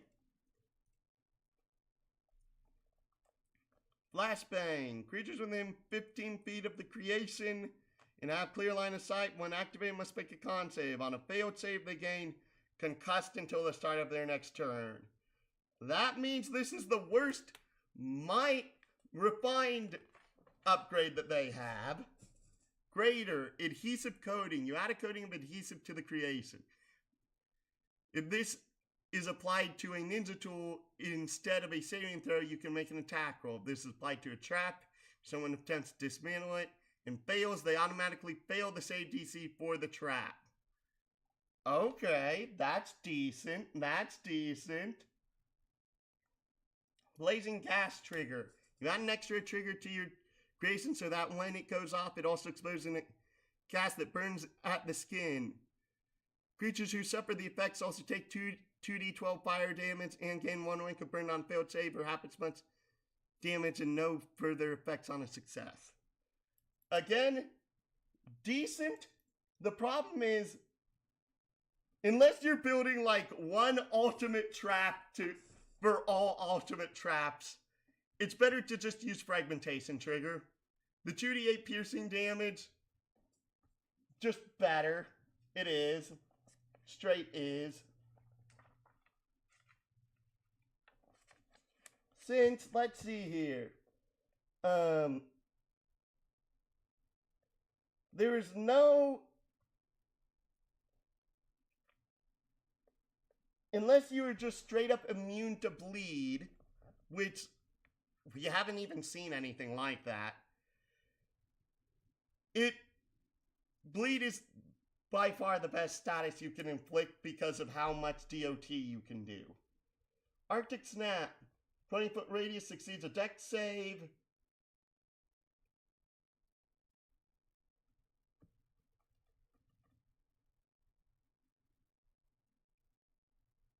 On a failed save, they are caught in the flash freeze and gain 1 rank of slowed until the end of their next turn. That makes it awful. Static shock trigger. You add extra triggers to your creation so that when it goes off, it also rewires creatures' nerves. Creatures who suffer the effects also have a -5 penalty to their next initiative roll. If they are already in initiative, they are moved down 1. That's also terrible. Stone Regalia.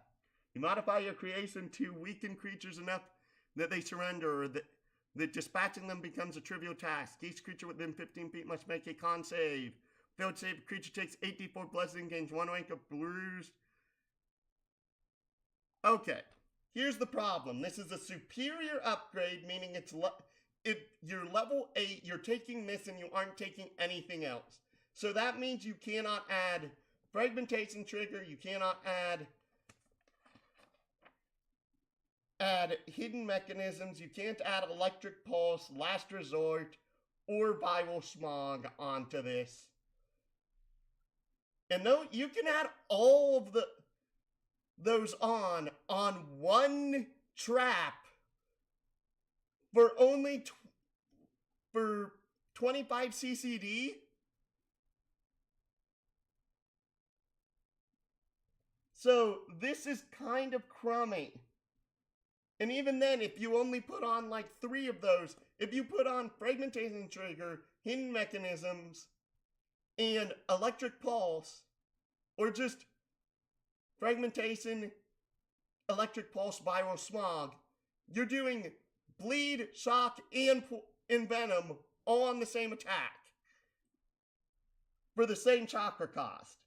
Sure, you aren't dealing as much damage, but dealing that many conditions at once is much, much better than dealing additional damage. Conditions are absolutely your best friends when you're trying to do control.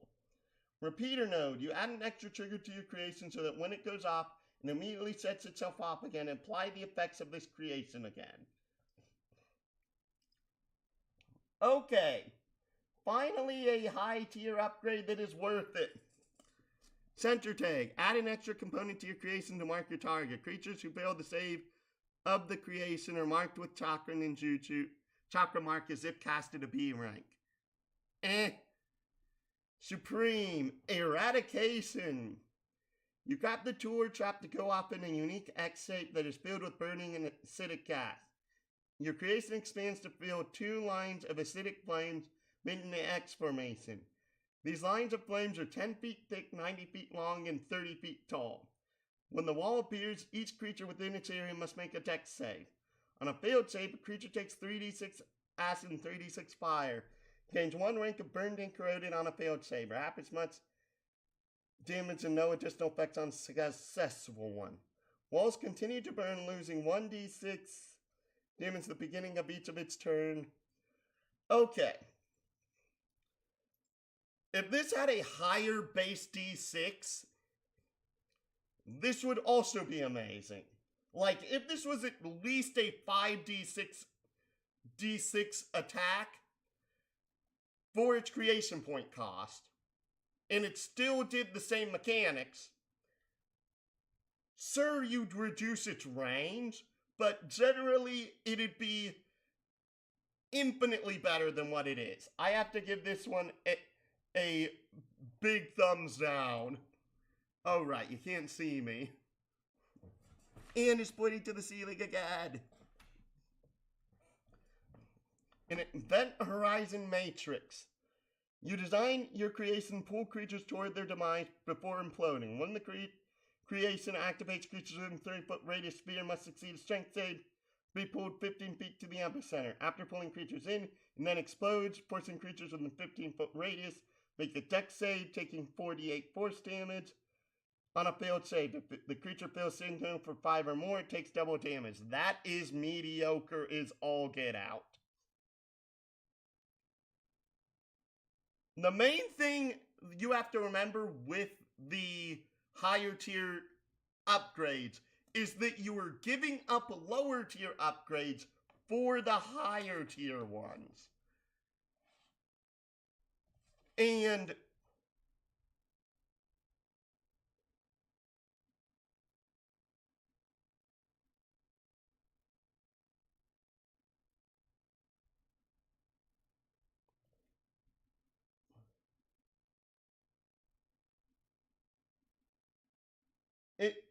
it doesn't say in Science Ninja Tools how many you can have at once. So, yeah. Mastercraft, Stunning Blast. When activated, creatures within 5-foot radius must make a con save. They are stunned and deafened until the end of your next turn. That's also terrible. Nearly every one of the Mastercrafts has been awful. Awful, awful.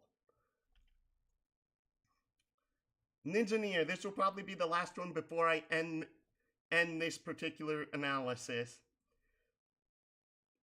When you choose this inquiry at 3rd level, you gain proficiency in martial weapons and mastery in the weaponsmith kit and crafting kits. Long rest, you can work on your weapons and make an enhanced weapon. You can use your intelligence modifier in place of dex for weapon attacks and Buki, using enhanced finesse weapons. You can use your int in place of dex for weapon attack rolls and Buki, using enhanced finesse weapon. This enhanced arsenal gains a number of upgrade slots equal to your proc bonus. Split between any weapons you turn into an enhanced weapon. This enhanced arsenal gains a number of upgrade slots equal to your prop bonus.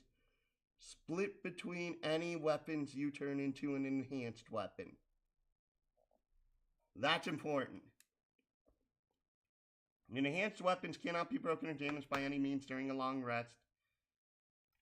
No period!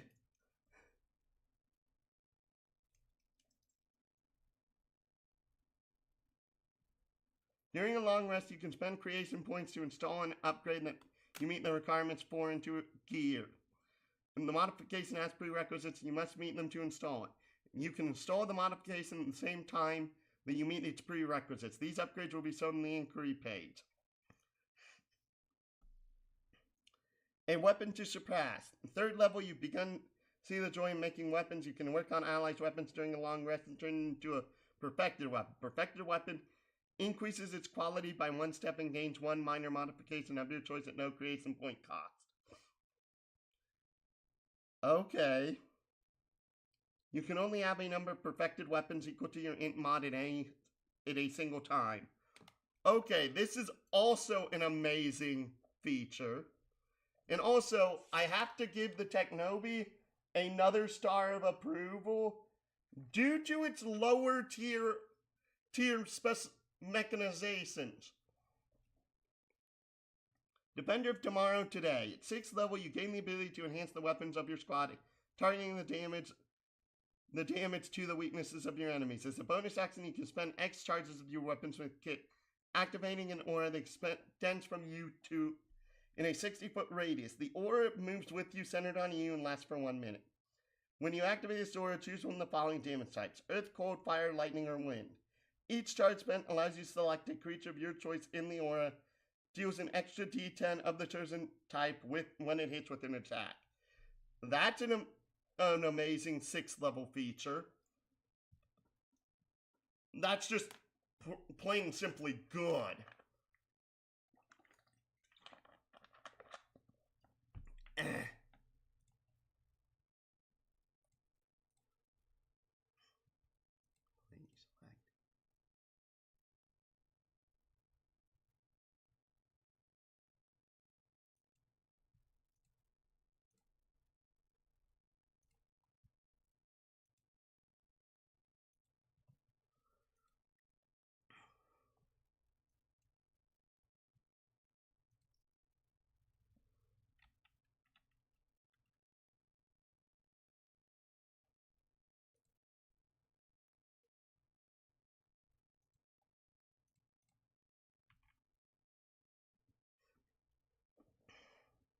Warrior of Science. At 9th level, you've upgraded your CCD to turn any weapon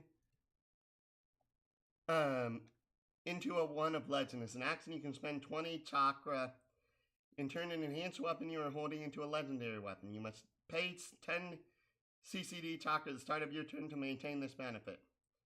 Legendary weapon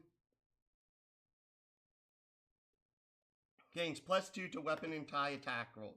Once per turn, when it deals damage to a creature, you can have it ignore all temp HP and damage reduction. Select one weapon property besides heavy or two-handed. It has and double its benefits. In the case of thrown, it doubles its range. In the case of versatile, increases damage by an additional step. When you cast a Buki with the weapon as a component, you can double the cost of the Buki, round up to the nearest interval 5, and pay it with your CCD.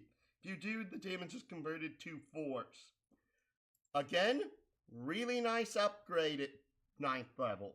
Sealsmith. 14th level, you have further studied the art of war, and your weapons show that. An enhanced weapon increases its quality by 1 step.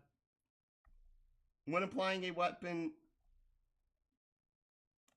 you further studied, an enhanced weapon increases its quality by 1 step.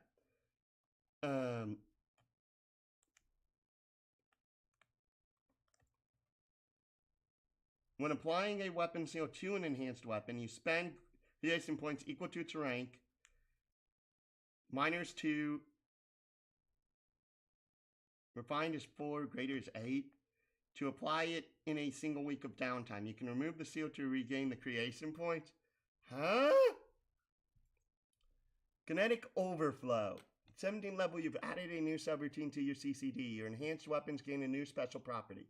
When you deal damage with a weapon attack and roll the maximum or minimum damage on the weapon die, you can spend 10 CCD chakra and roll that die again and add it to the damage. You can only trigger this feature twice per attack.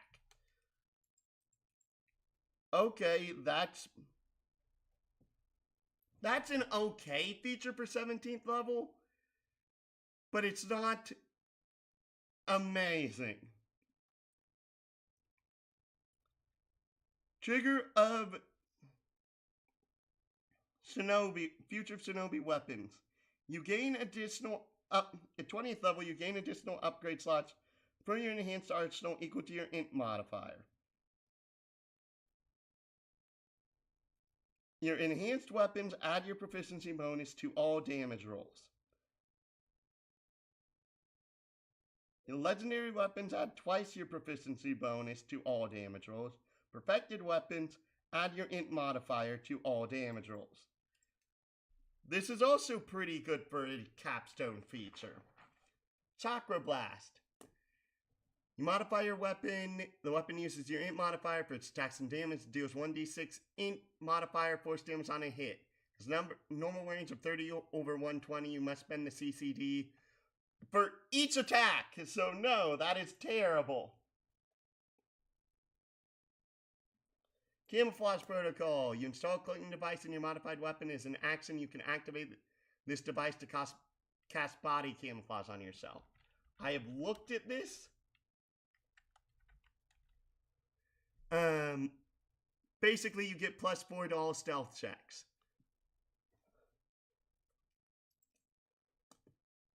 +4 to stealth checks for 5 chakra.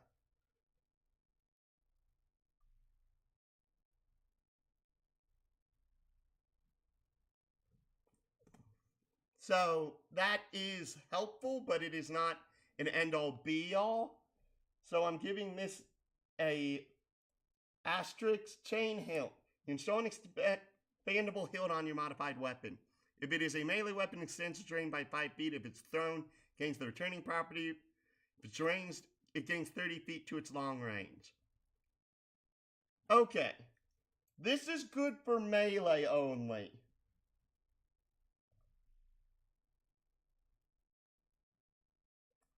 Harpoon Reel. You install a secondary fire that launches a harpoon attached to a tightly coiled cord. With this harpoon, you can make a ranged weapon attack 30-60. On a hit, it deals 1d6 piercing damage. The attack can target a surface object or creature. Creature stuck is impaled. While connected in this manner, once you've used this feature, you cannot use it until you recover and reinsert the harpoon as an action.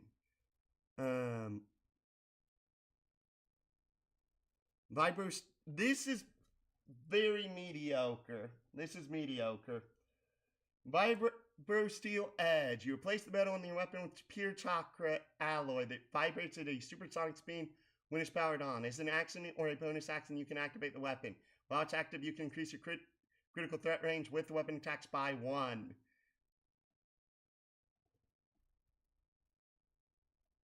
As an action or bonus action, when you critically hit with this weapon on a weapon attack, you deal an additional 2 damage dice. Okay. This can be absolutely phenomenal, especially if you give this to someone that already has a high crit rate. Because of a perfected weapon gains 1 minor modification of your choice at no creation point cost. You only have a number of... So, okay. Yeah, that's amazing to give to your allies. That is amazing to give to your allies. Refined Electric Pulse Protocol. So electrosockers in the weapon whenever you score a hit with the melee attack. Spend the drain and deal an extra d6 damage to the attacker. Meh. Accuracy Enhancer. You activate the Accuracy Enhancement device as a bonus action. For the next minute, you gain +1 to weapon attack rolls made with this weapon. This is decent. This is not amazing. Supersonic Edge. You replace the metal in the weapon with a pure chakra alloy that vibrates its supersonic speed when it's powered on. While this weapon is activated, you're with Vibro Steel Edge. Oh, you have to have Vibro Steel Edge to take this. You can pay this drain in addition to pour more chakra into the steel. Its benefits now affects both weapon and taijutsu attack rolls. Okay.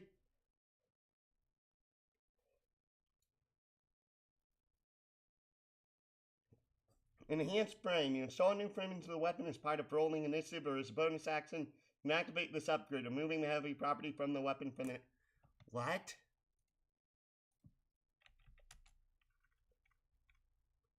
Heavy,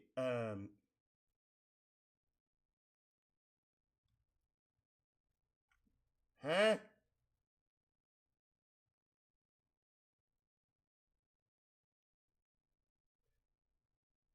This is only useful if you're using a heavy weapon. So that's not even helpful. Staggering blow. When you hit with a weapon, you can activate this upgrade to force the target to make a strength saving throw. Failed save, the creature's pushed back 15 feet and knocked prone. If they hit a wall instead of being knocked prone, they take an extra 3d4 force damage. This can only trigger once per turn. This is also terrible.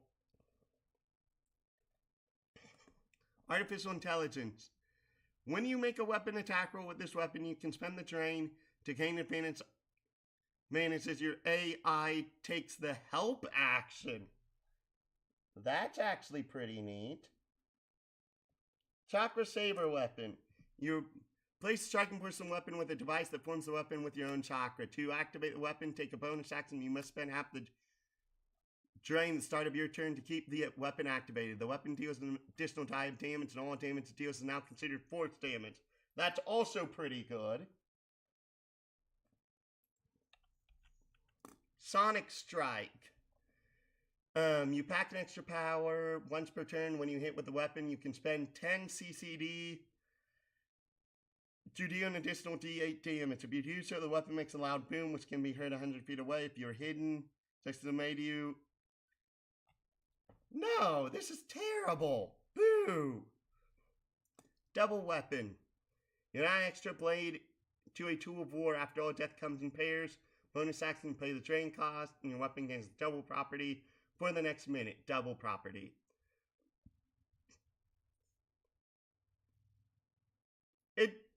Double isn't on here.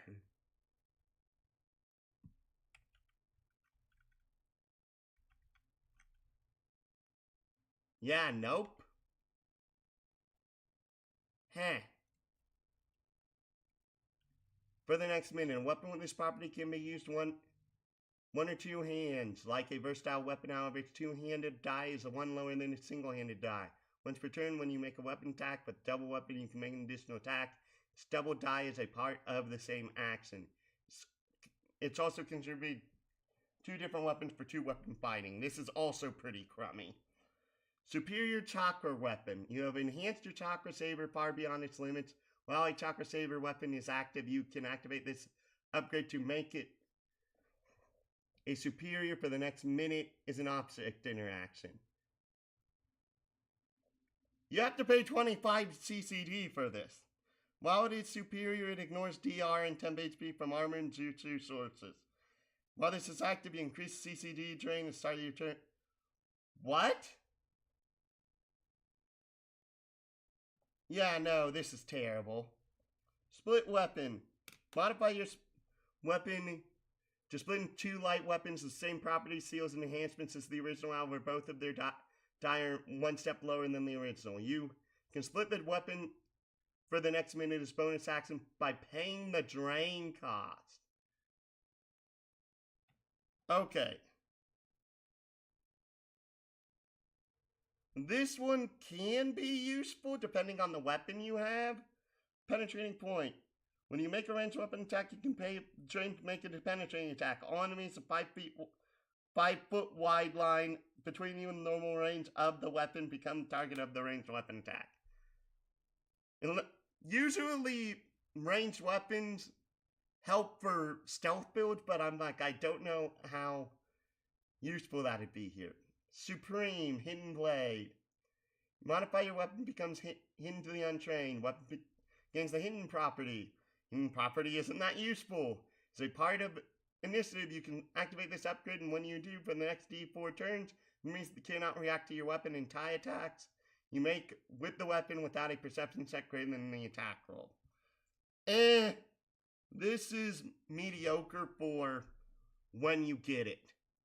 Remember, you're giving up the lower benefits, which are better, for a more mediocre one. Metal Gear, you modify your weapon that no other maester passes. A reaction, you can cast Weapon Break through the weapon as if you know it, ignoring components, paying this upgrade drain instead. You can cast this twice. Its cost to pay twice its cost, force treating creature to roll its dex save at disadvantage. You can break any weapon regardless of quality. This also is rather mediocre considering when you get it. C Drive. Tool that lets you split the timeline and jump backwards in time, a technique on par with a high-ranking space-time ninjutsu. You install a C drive in the center of your weapon. You can activate this tool as a reaction at the end of your turn. Once activated, the gadget alters the flow of time. You can take your turn again and can choose to take different actions or the same action as previously, possibly with different results. Other creatures must do the same thing they did before, even if it doesn't make sense now, as you seem to have predicted their exact action. Once used, spec must be recharged and cannot be used to... You're spending 30... I understand that you're getting this at level 16. At level 16, you have 16 times 15. 15 times 15 is 175, so it's 190 max CCD. Problem. The problem is the creation points, not the CCD here. If this was like a superior upgrade and not a Mastercraft upgrade, would this be worth it at the same drain cost? Yes.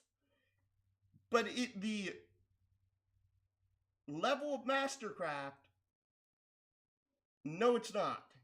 In fact, honestly, most things above greater, I have basically said have been completely not worth your time to take because of the fact that they cost too many creation points. They just do. Despite this, I kind of have to give this like above average, but this does not compare to the previous two subclasses like at all. And that's about all the time I have for today. Thank you all so much for watching. Thank you, Big Show John, for actually coming and following me. I appreciate it. Thank you all so much. Please do share my content and join the Discord. If you type !Discord in the chat, it literally links it to you. And on top of that, there's a link directly beneath the actual... There's a link in the description, and there's a link in my bio page on Twitch. Follow us here on Twitch and on YouTube. If you like what we do, to come aboard the Starship LP. We're not a hero, villain, or NPC.